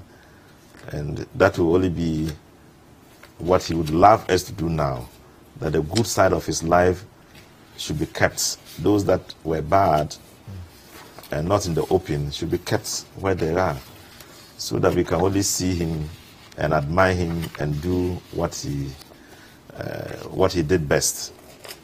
Okay. Okay. Thank you very much. May he rest in peace, and we will all see him one day, I'm sure. Yes. And of course, we're joined by the Honorable Member of Parliament for Ayawaso West Wogon, Honorable Emmanuel Ejakon, and Honorable Rashid Pelpo, who is the Honorable Member of Parliament for Wa Central. Thank you very much for joining us on Breakfast Day. Thank you at home for staying with us for the news review. Up next, we're going to learn about Ghanaian music from Professor John Collins, a man who's a walking encyclopedia of Ghanaian music. You don't want to miss this. We'll be right back.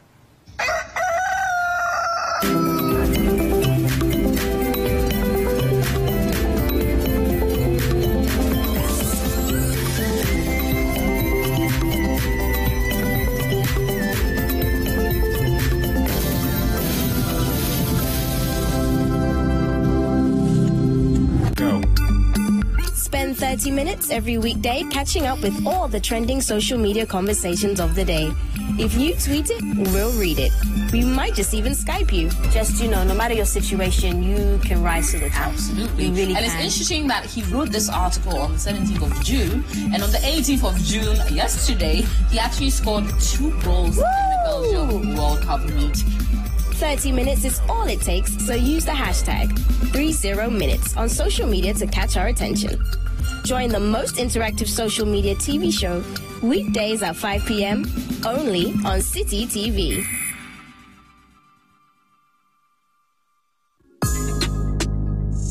Thursday night on City TV. You're welcome to join women from different backgrounds and opinions as they weigh in on your relationship issues. Watch Sister Sister as the ladies get real with issues about love, marriage, betrayal, sex, dating, trust, finances, and more. Join Jessica and her sisters for City TV's all-women talk show, Sister Sister, every Thursday at 7 p.m. Also, live on 97.3 City FM.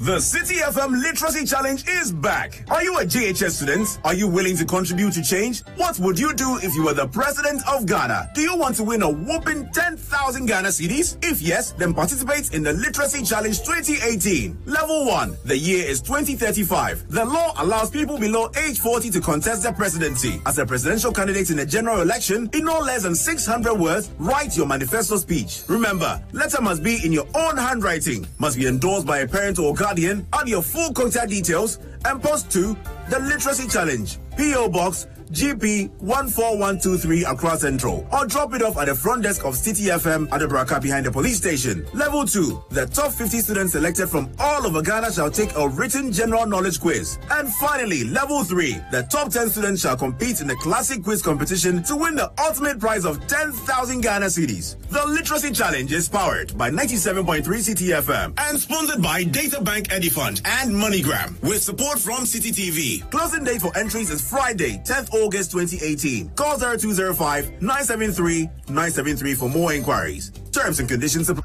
They say, why you they love them like this? Oh, I don't know. Hi, everyone. It's Miss V. Make sure you keep watching Breakfast Daily on City TV. Don't go anywhere. Tiptoe swag.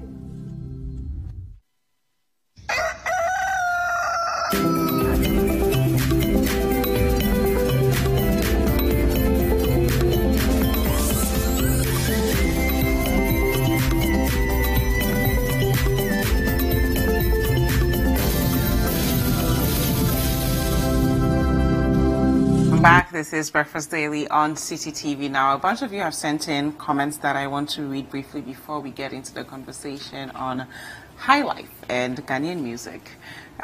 So this message here is from Ponsford, from Koforidua. Ponsford says, good morning, host. I think the double track is not going to help Ghanaians education-wise. If we really want to implement this free SHS and there are no structures being put up, why not dissolve the boarding system and use those accommodations for classrooms? This will also help students to choose schools in their own region. And if a parent wants the child to go to school in another region, they will do so at their own cost. Learn from Ivory Coast educational system is one of the best so far. So that's coming from Ponsford in Koforidua. And I'll just read one more. Didi Owusu Amwa. He says, can't we have a national plan for Ghana's education spearheaded by the National Development Planning Commission rather than placing education in the hands of politicians? So he wants our education to be run by the National Development Planning Commission instead of our politicians. Thank you, guys. Keep the comments coming with the hashtag Breakfast Daily and the WhatsApp line 0550-585-832. Now, before the break, I told you that we have a walk-in encyclopedia of Ghanaian music in the building. His name is Professor John Collins. He's going to tell us all about Ghanaian music and high life in particular. Good morning. Good morning. We're also joined by Nana Damwa, who is a publisher, and we're going to learn how the two of you met and where Ghanaian high life. But before the break, you were playing the guitar a bit. I was tuning up. How are you? Fine, thank you. Can you tell us a bit about when you discovered your interest in Ghanaian music? I guess it was when I was a child. You know, I came here as a child. My father set up the philosophy department at Legon. Wow. And so I started to listen to music by Onyina back in those days because my father liked high life music. Mm-hmm. And then when I came, studied at Legon in the late 60s, early 70s. I was also playing the guitar with people like the Jaguar Jokers, which is a concert party. And then I played with some band at Achimota College, went to Nigeria, played with Victor Owaifo, fella Anikulapo Kuti. Wow. I ran my own band in the 70s in Jamestown called Bokor Band. And then recently I was running a band out of the university at Legon where I teach called Local Dimension with Erin Bebe. So I've been actually active as a musician for more than 40 years. And in fact, what I'll show you today, the person who taught me was Kwao Mensah, who was a friend of mine. Wow. Yeah. So he taught me his uncle is Kwame Asari, who was the first to ever record Yam Ponsa in 1928. So I knew all the old timers because I was active in the 70s. So I was inquisitive. So I asked all the old people, what is high life? So what I'm telling you today, it came from the old timers. Because nobody wrote down the history. It was so we're going to get into that, your early days, but for those at home who may need some more information about Prof. John Collins, he's a UK-born guitarist, harmonica player, and a percussionist who first came to Ghana as a child in 1952. For a brief period, and later became involved in West African music scene after returning to Ghana in 1969. So we're going to talk about your return and what brought you back to Ghana.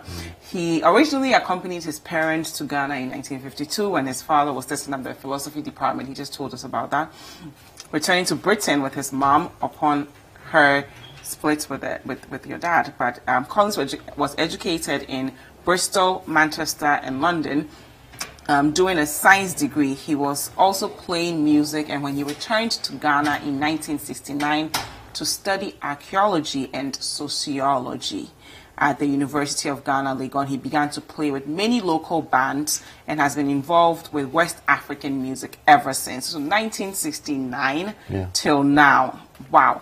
Collins has recorded and played with numerous Ghanaians and Nigerian bands, including the Jaguar Jokers, Francis Kenya, E.T. Mensah, Ablade, and you can see some of the pictures on your screen. Fela Anikulapo Kuti, Ko Nimo, Kwao Mensah, Isaac Uriafo, Bob Pinado, and the Blast Barrettes, among others. So you've worked with a lot of people, and we're going to learn a bit about his music, journalism, and you're also a writer over 100 journalistic and academic publications, including 7 books published in the UK, US, and Ghana on African, popular, and new traditional music. You've done a lot. It looks like your whole life is around music. Yeah, and I never planned it that way, you know. What was the original plan? Well, I came to study archaeology. Actually, I wanted to come... That's me and King Bruce. Wow. And that's me with the Musicians Union. I was a founder member with Faisal, and you can see all the people there. This is the new book. This will actually be the 10th book. Yeah, 10th book. So we're going to talk about your interest in music, how you got involved with all these cool guys, and just documenting it with the books so that the next generation will have something to hold on to.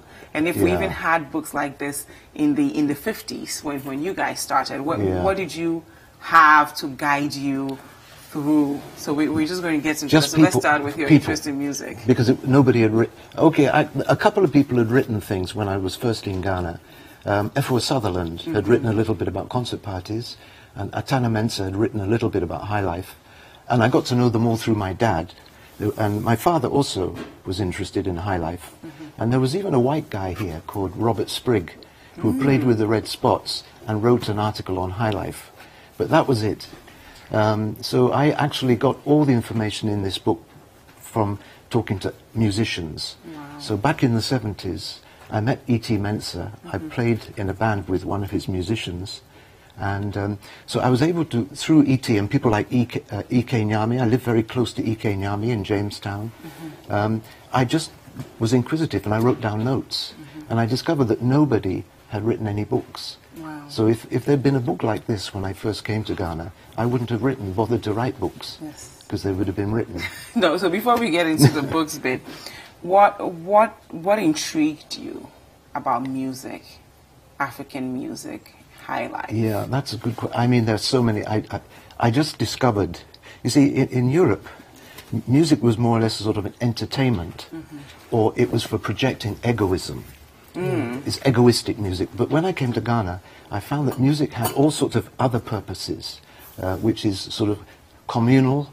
And in fact, I learned to play traditional drumming, and I discovered there's a philosophy in drumming, which is that you can't be this is traditional drumming, you can't be an egoist. If you're an egoistic master drummer, you can't run a band, because the rhythms that the master drummer plays in a drumming group don't overshadow the other rhythms. It's an equitable arrangement. It's a democracy of rhythms.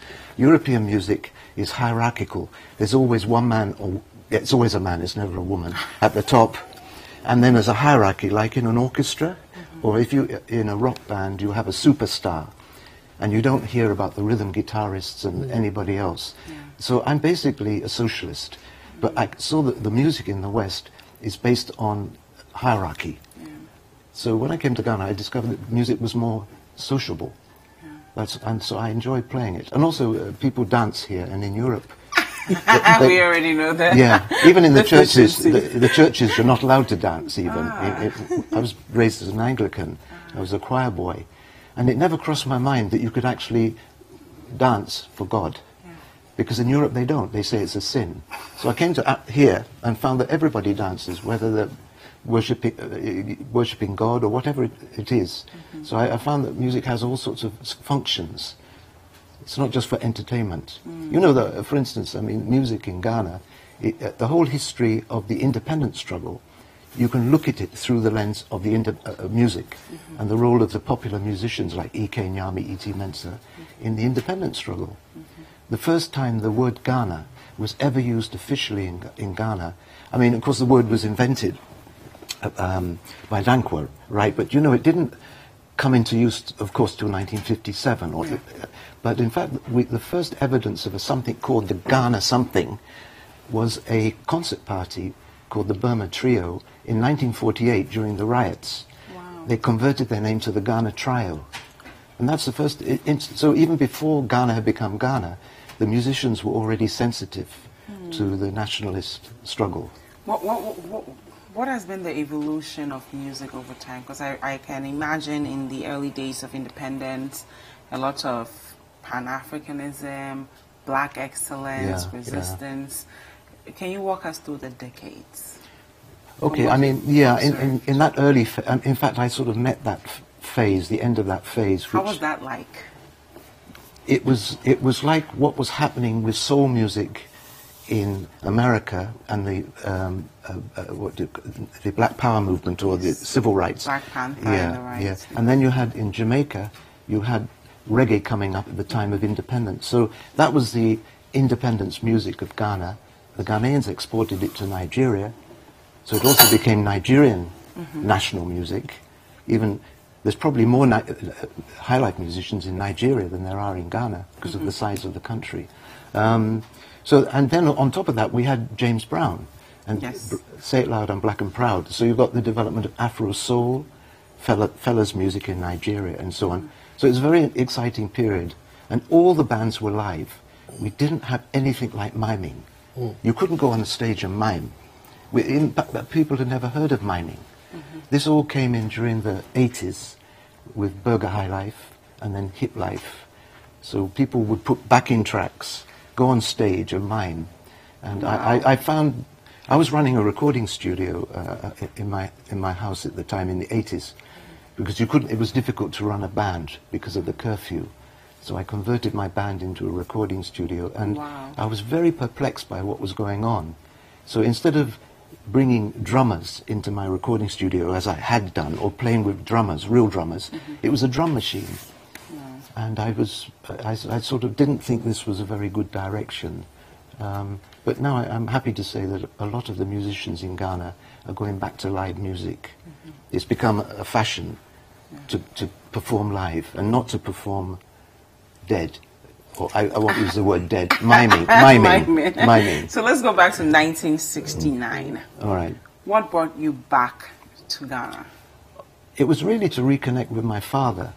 You know, when my father was here in the 50s, my mother didn't like Ghana at the time. It was very colonial. Yeah. My mother was a free thinker, an artist, and it was very much a man's world. Yeah.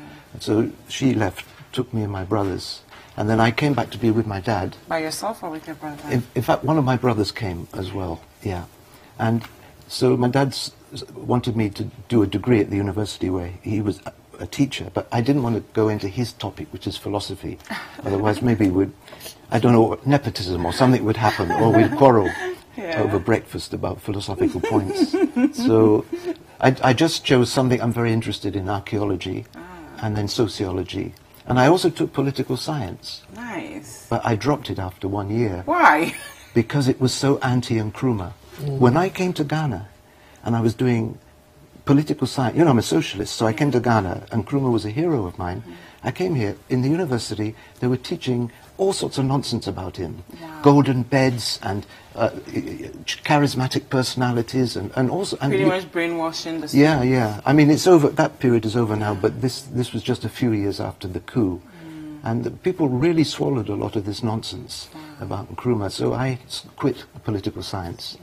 And I've never gone back into politics again. Yeah. I'm sure you feel free off of all of it. So when did you start your writing career? How did you go from just engaging, having the studio, recording music, to let's start documenting the things that we're doing and the knowledge that we're sharing?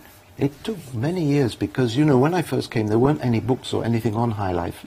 And I was going to Nigeria, I went even to Liberia, and I sort of was collecting information. So during the 70s, particularly mid-70s, late 70s, I really started more as a journalist. For instance, during the Cultural Revolution in Ghana, during the PNDC time, I was a correspondent for various journals in Europe. But I started put books together. I think the first time I ever dared put pen to paper was after about 5 years of working with Ghanaian bands and Nigerian bands. Because everything I write is not based on books, it's based on the musicians I met. Yeah, yeah.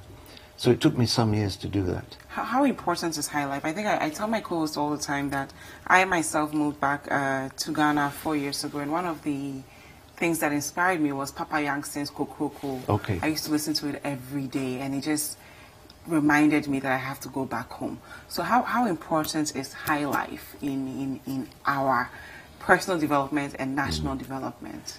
Well, you know, I teach courses at Legon and Ashesi and other places in which I actually examine the whole history of modern Ghana through High Life. And at every level of Ghanaian development, you know, whether it's incorporating traditional ideas into modern music or into urbanization, social criticism of governments, commentaries, politics, nationalism. I can't actually say how important it is. And let me say one thing. It's so important that right now the Nigerians are claiming that they invented High Life. Yeah. This is a very strange thing. When I was going to Nigeria in the 70s, I met all the old-time musicians. Everybody knew where High Life came from, Ghana. Yeah. And then people forgot, the youth. Yeah. And they also I think even the youth here in Ghana have forgotten. Yeah. And so, because when you forget your culture, somebody else will come and take it. And you forget your identity. Yeah, exactly. So now there's a controversy because I think CNN or something brought out a program on High Life in which they said it comes from Nigeria. And everybody knows it's not true. In fact, when this myth started, I went to Nigeria about 5 years ago to Port Harcourt for a big conference of all the High Life top people. And we had sort of a meet-me there. And they brought out their evidence. I brought out our evidence. Their evidence traces High Life to 1938. Well, I've got evidence, it's even in the book, on page 69 or 70, which is 1925, the first evidence of High Life. And when I found out about the 1938 reference in Nigeria, it was a Ghanaian band. It was the Cape Coast Sugar Babies. There's a picture of it there. Yes. So, Cape Coast Sugar Babies. And that thing at the top is the first reference ever to the word High Life in print. How do you find these documents? Every picture I have is a complete story. Wow. I mean, for instance, the Cape Coast Sugar Babies, I went to Cape Coast and I begged the family for that picture, and they refused to give it to me. You should do a story on the pictures alone, how you acquired these. No, it's a photostat. They would only give me a photo. I said, I'm a teacher at Legon. I'm not going to exploit your family's name. And they said, okay, you can take a photostat copy. But at least we have that's the Cape Coast Sugar Babies in Enugu in 1938. Wow. So that's the first time High Life went to Nigeria. And then E.T. Mensah made a bigger impact. So I even wrote a book in Nigeria about 3 years ago in which I looked at the whole relationship between High Life between Ghana and Nigeria. And of course, it came from Ghana, but then there was a feedback from Nigeria. So there were a lot of Nigerian bands in Ghana in the 50s. And then there were Ghanaians like Akuku Seku and others, Kofi Sami, going to Nigeria in the 70s. So it's actually a long High Life relationship between Ghana and Nigeria it's gone on for about 70, 80 years. But the origins of High Life and the word itself is Ghanaian. Wow. And it can actually be traced back to the 1880s under the name Adaha music. Adaha. Brass band music. You know the brass band music? They use it masquerades in Fanti. Yes. Well, that's the earliest form of High Life. And then there's the Kwaumensa style on the guitar, which was introduced by crew sailors coming in from Liberia. And then they developed an African way. Can you play some of the styles you learned in the early days for us?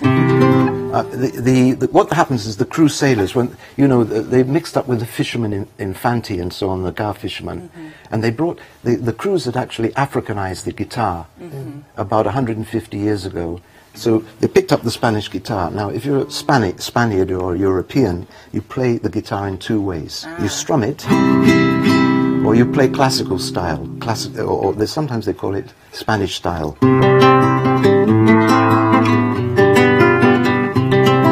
These are called arpeggio chords. And how did we play it? Okay, the Africans play. You see, if you watch King Ayasoba, if you watch the way they strike the strings of the African guitar, they use the thumb and the first finger. Yes. So this is what the crew people did. So they played. So for instance, this is one.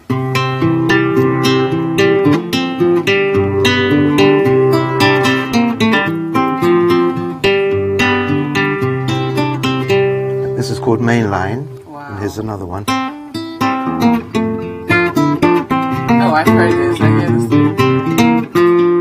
think it's a common one.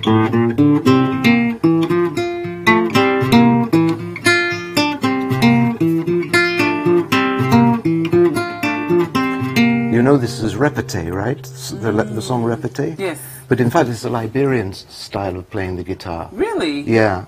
I hear this a lot in... Well, it's been here for 100 years, okay. So it's become Ghanaianized. But it's actually, I mean, what I'm telling you... I thought that was a Ghanaian signature, actually.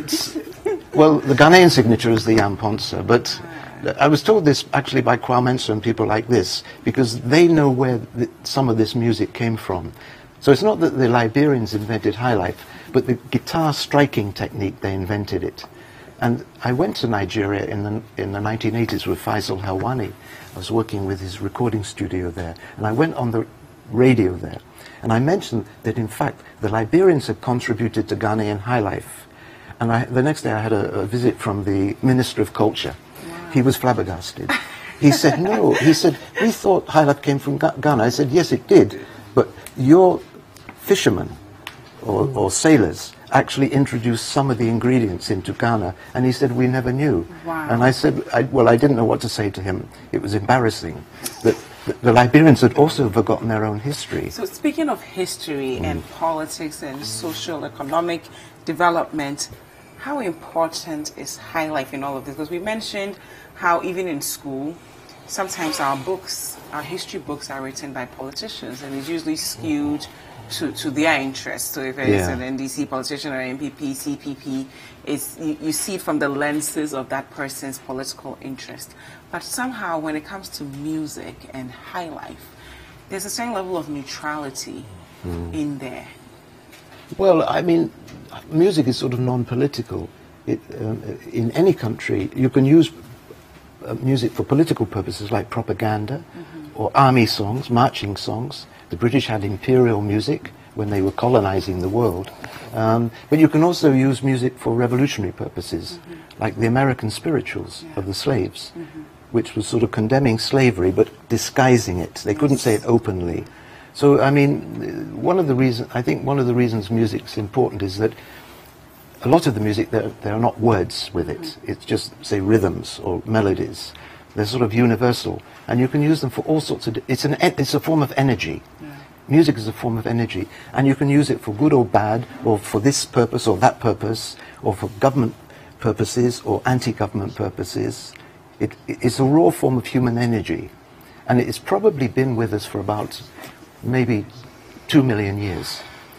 Early humans, before we were fully human, we didn't have a language as we know it today. We had what they call a musy language. It was half spoken, half sung, and half gestured. And these have separated out into what we call language, music, and dance. But originally, so you can see that it's a type of form of communication, it's a form of energy. It's a universal thing. And there's been no human society ever which didn't have music. If there was one, it died out. So it's as important as language in communication. And of course, in Ghana, it was used in the anti-colonial struggle. This is what's so important. And creation of new, like the hip life generation. Every generation will have its identity, like through music, associated with fashions and so on. So when I was first in Ghana, it was sort of Santana Man. That's the sort of psychedelic era, James Brown. Now the fashions and the music has changed, but it still reflects what the people are thinking. Now, Nana, let me bring you in, because you are a publisher. And from my conversation with Prof, I can understand that, I mean, you have decades of history in this book. In my generation, are we doing enough to preserve all the things that are happening around us so that the next generation will also have something to hold on to? And what can we do to encourage more people to capture their experiences like Prof has done with this book? So, well, Prof and his generation have done their bit. We need to... Not that your generation is over. Oh, no. Well, it was the grandfather generation. Actually, the reason why we call this the High Life Story is that it's the 3rd edition. The first edition was done... Walk us through even the first edition, yes. Second edition. What was that like? So the first edition was done in 94. Yeah. And then the second edition was done in 96. So the first 2 editions were done by Anansi Sem Publications, which was founded by Tarzan, Dr. Charles Reku-Brobe. You know, so when Prof did an upgrade. The bulk of it was finished in 2013. So, and he would tell you that when he did the second edition, even the word hip life wasn't in existence. Yeah. You know. So the second one was really out of date. Wow. It had to be rewritten. Wow. So he did this up to 2013, and then it went fallow for about 5 years. And then he had to do a 70,000 word prologue to bridge 70,000 words. So the first chapter is everything that happened since 2013. Yes. Wow. It's so the book is really up to date, up to about 2 months ago. Up to May, actually. Yeah, May. So from what year? Because I'm seeing 1962 here. What year do we start this from? Book goes back to 1914. 200 years. Yeah. It actually it's even got a chapter on traditional music. And then I see Shatta and Stonebwoy in here. So you just covered 200 years ago till basically, now. Yes. So to answer your question, they've done their bit. So this has gone through perhaps 2 or 3 generations. He was documenting the stories as he was going on. That's what we are not doing quite well now. So we need to tell our own stories and document them. I mean, going back and reading, you are excited about learning about things in the 1920s. So we must think about 50 years from now and appreciate that our grandchildren would come wanting to know what happened in the 2000s, and we must be doing those now for them. So yes, we need to do a bit more than we are doing in documenting the stories of our times. Yeah, and let me just quickly ask you about our identity, right? Because every time we talk about culture, and arts and history. And people who don't have a great sense of identity usually don't have a good sense of direction. So how important is having a piece like this in shaping our awareness of where we've been, where we are, and where we're going? You know, there is this expression, anchored to the rock and geared to the times.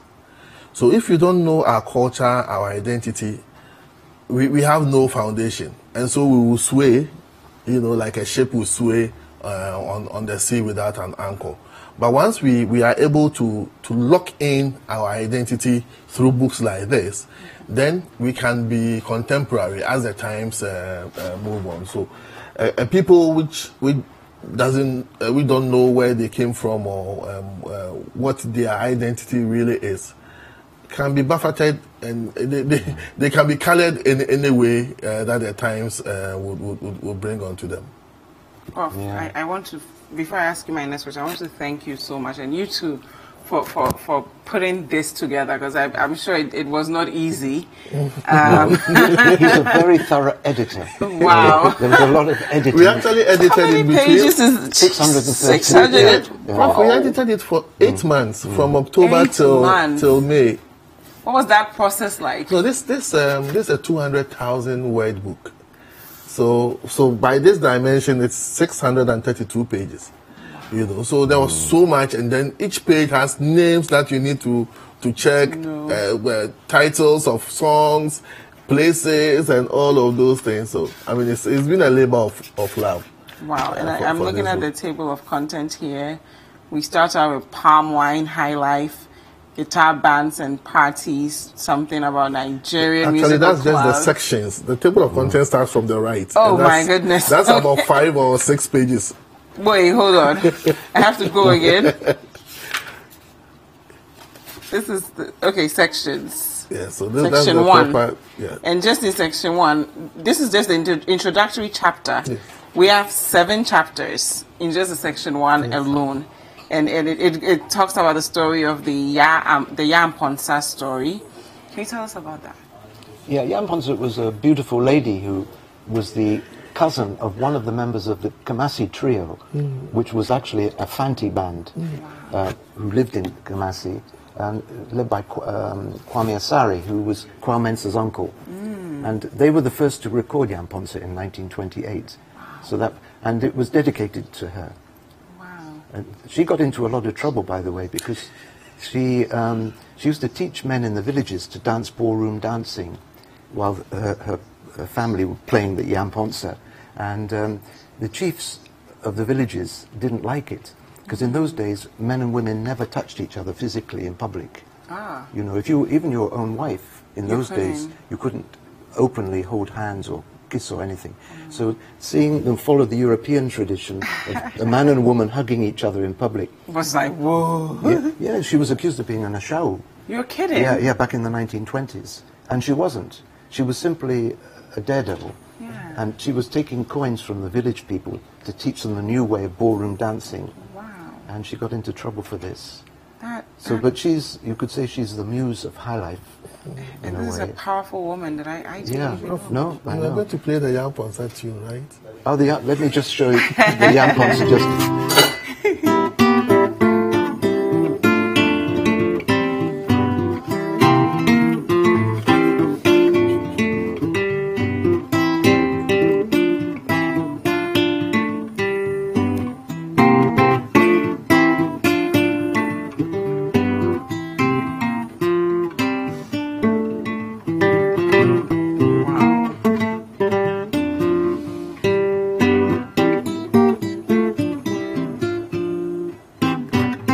So this was taught to me by Kwame Mensah. This is exactly, and not only is it, this is the way that his uncle Kwame Asare used to play. So I was actually able to learn some of the old styles of guitar playing, and still playing it. I've even taught my son to play it now. He's a rock guitarist. And hopefully I'll learn a few lessons from you. But let's move to session 2. I see something here that says Kofi Ivor from High Life to High Tension Funk. Right, yes. What is that? That sounds super... Kofi Ivor, he used to be with Osibisa at one point, and he's an Ewe master drummer, and he played with a lot of dance bands. They even had a dance band called the Gagarin Dance Band. After the first space, first guy in space was the Russians sent up a guy called Gagarin, and that time Nkrumah was in power, so he set up the Gagarin dance band. And then he went through so many adventures, this guy, Kofi Ivor. He went to Turkey. He nearly died in the desert. You're kidding? Yeah, if you read Is it in the book? Yeah, it's everything's in the gosh. book. And he ended up by going to London, and he met a band called High Tension, who were playing funk. So he combined with them. That sounds like a man who lives his life to the fullest. Yeah. Do you have any tunes from those days that you can share with us? He's actually been releasing, he's more of a traditional drummer. Okay. That's what he's ended up in, I think, Amsterdam, and he teaches traditional African drumming or Ghanaian drumming. Wow. He's a master drummer from the, an Ewe master drummer. I'm looking forward to learning more about him. And are there any highlights in the book, your personal highlights that you want to share with us, chapters that you think will blow us away? Because I'm already blown away. I think I don't know 90% of the things I'm discovering right now. Actually, as Prof thinks, I would share a couple of them. Please because editing itself was fun, and sometimes we'll be editing at dawn and you just stop. And then you go to YouTube, bring up some of the music and just play and reminisce. But there is one story he tells about this guy who used to walk everywhere he went. Oh, Teddy Owusu. Yes. So the guy walked everywhere he went. So Prof said they were traveling once everywhere he went. He would never take a car. Why? So they were going to Nigeria to Fela, and then they met this guy at Lome walking to the Lagos with his saxophone. He was going to join Fela's.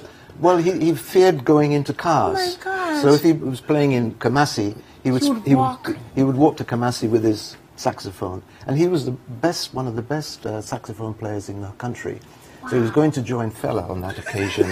And we were going to play at Fela's place. This was in 1974. So he looked at us very suspiciously to make sure we weren't going to kill him and eat him. And he finally got into the car and we all went together. But he said normally he would never get into a car with strangers, but he knew some of the musicians, luckily. So he even recorded in my studio, and he sort of had an ulcer, so he couldn't actually sit upright, and I had to go and bring a bed into my studio. He lay on the bed, and I put the microphones on top of him, and he played the saxophone. And very extraordinary guy. But one of the best saxophone players in West Africa. But what chapter is he in? What's his name? No, there's a little... just a bit of... yes, in fact, his brother has recently since I published the book, his brother has contacted me, and I've got a whole load of new information on him. So we have to do time 4. Or we'll do time 4 soon. Because I'm looking forward to learning more about him. But there are so many anecdotes, so many.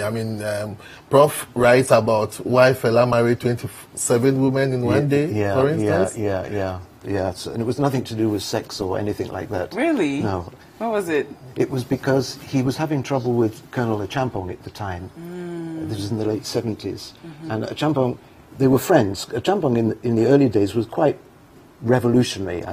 You're too young to remember, but he liked Fela. I've even got pictures of Fela with Colonel Achampong at the castle. I haven't got it in the book, I don't think, but I do have it in my archives. And so later on they fell out because Achampong became more corrupt and Fela became more radical. And he wrote Zombie. So Achampong ordered immigration not to allow Fela into the country find any excuse.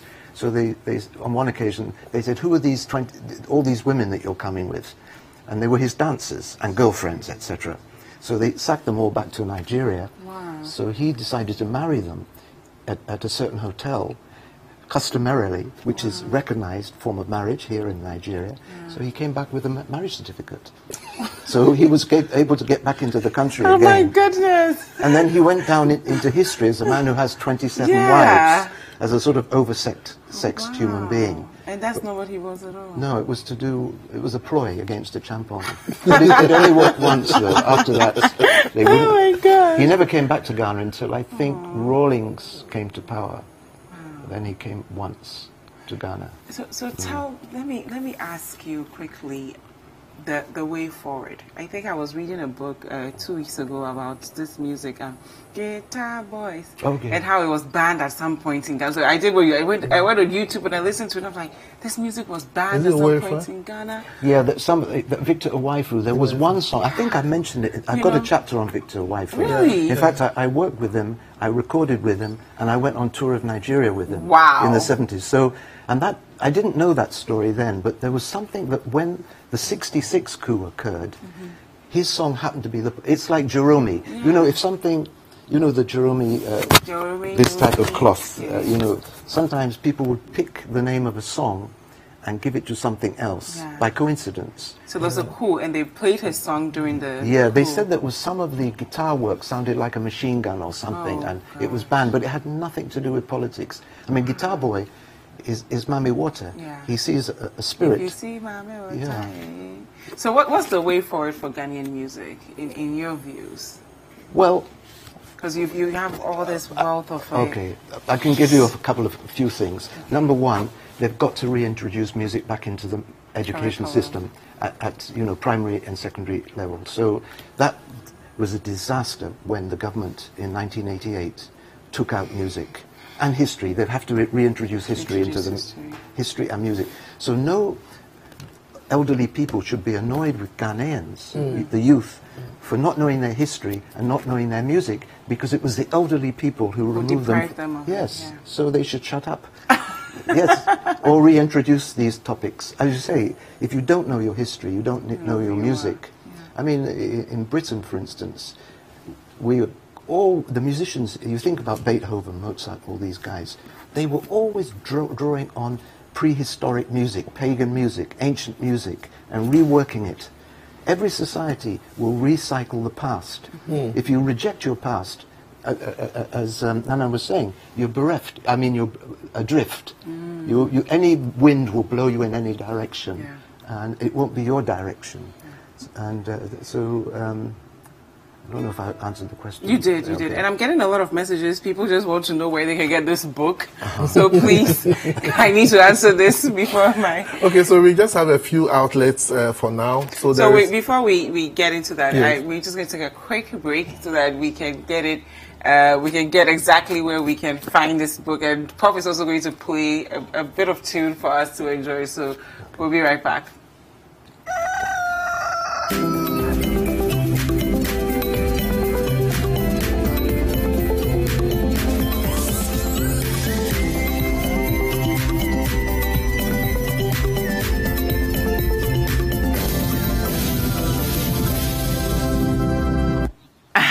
Welcome back. So, Prof, can you share a few tunes with us? Your favorite tunes? Let me play one by Kwao Mensah. They call it Kwao. Kwao. But in fact, it's what they call an Donson style of high life. I mean, this is popularized by Konimo today, for instance. But it's very old. It goes back to the 1920s. And you're using Adowa rhythm.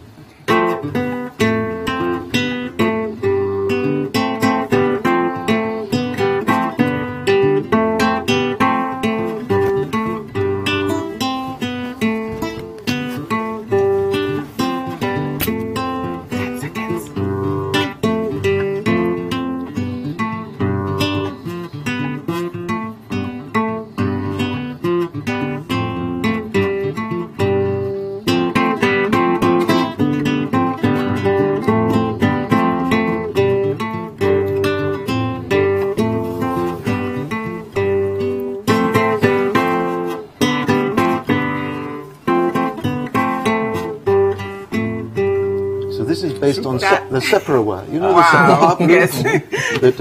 Now I have to tell those at home quickly because they are looking for the book. You can find it at booknook.store.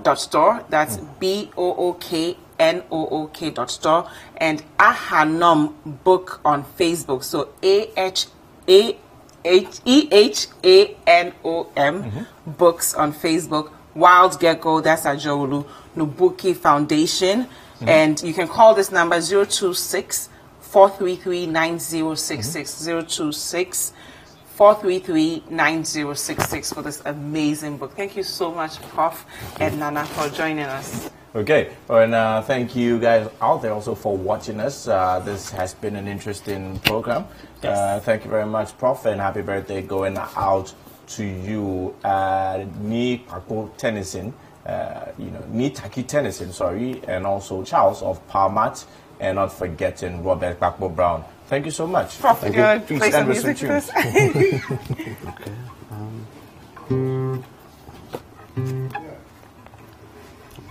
I'm going to show. This is a Jan Ponce. The original Jan Ponce, the one we know, is always played in 4/4 time using this rhythm, or this one,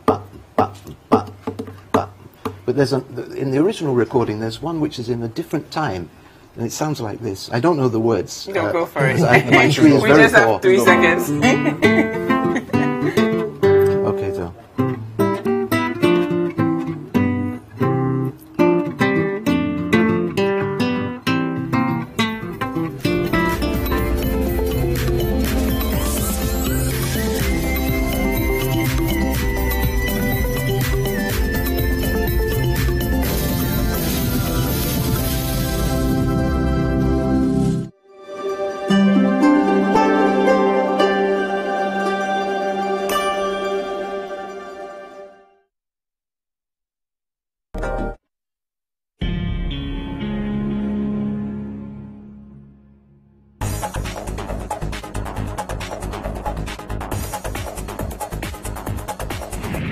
Mali's upcoming election is being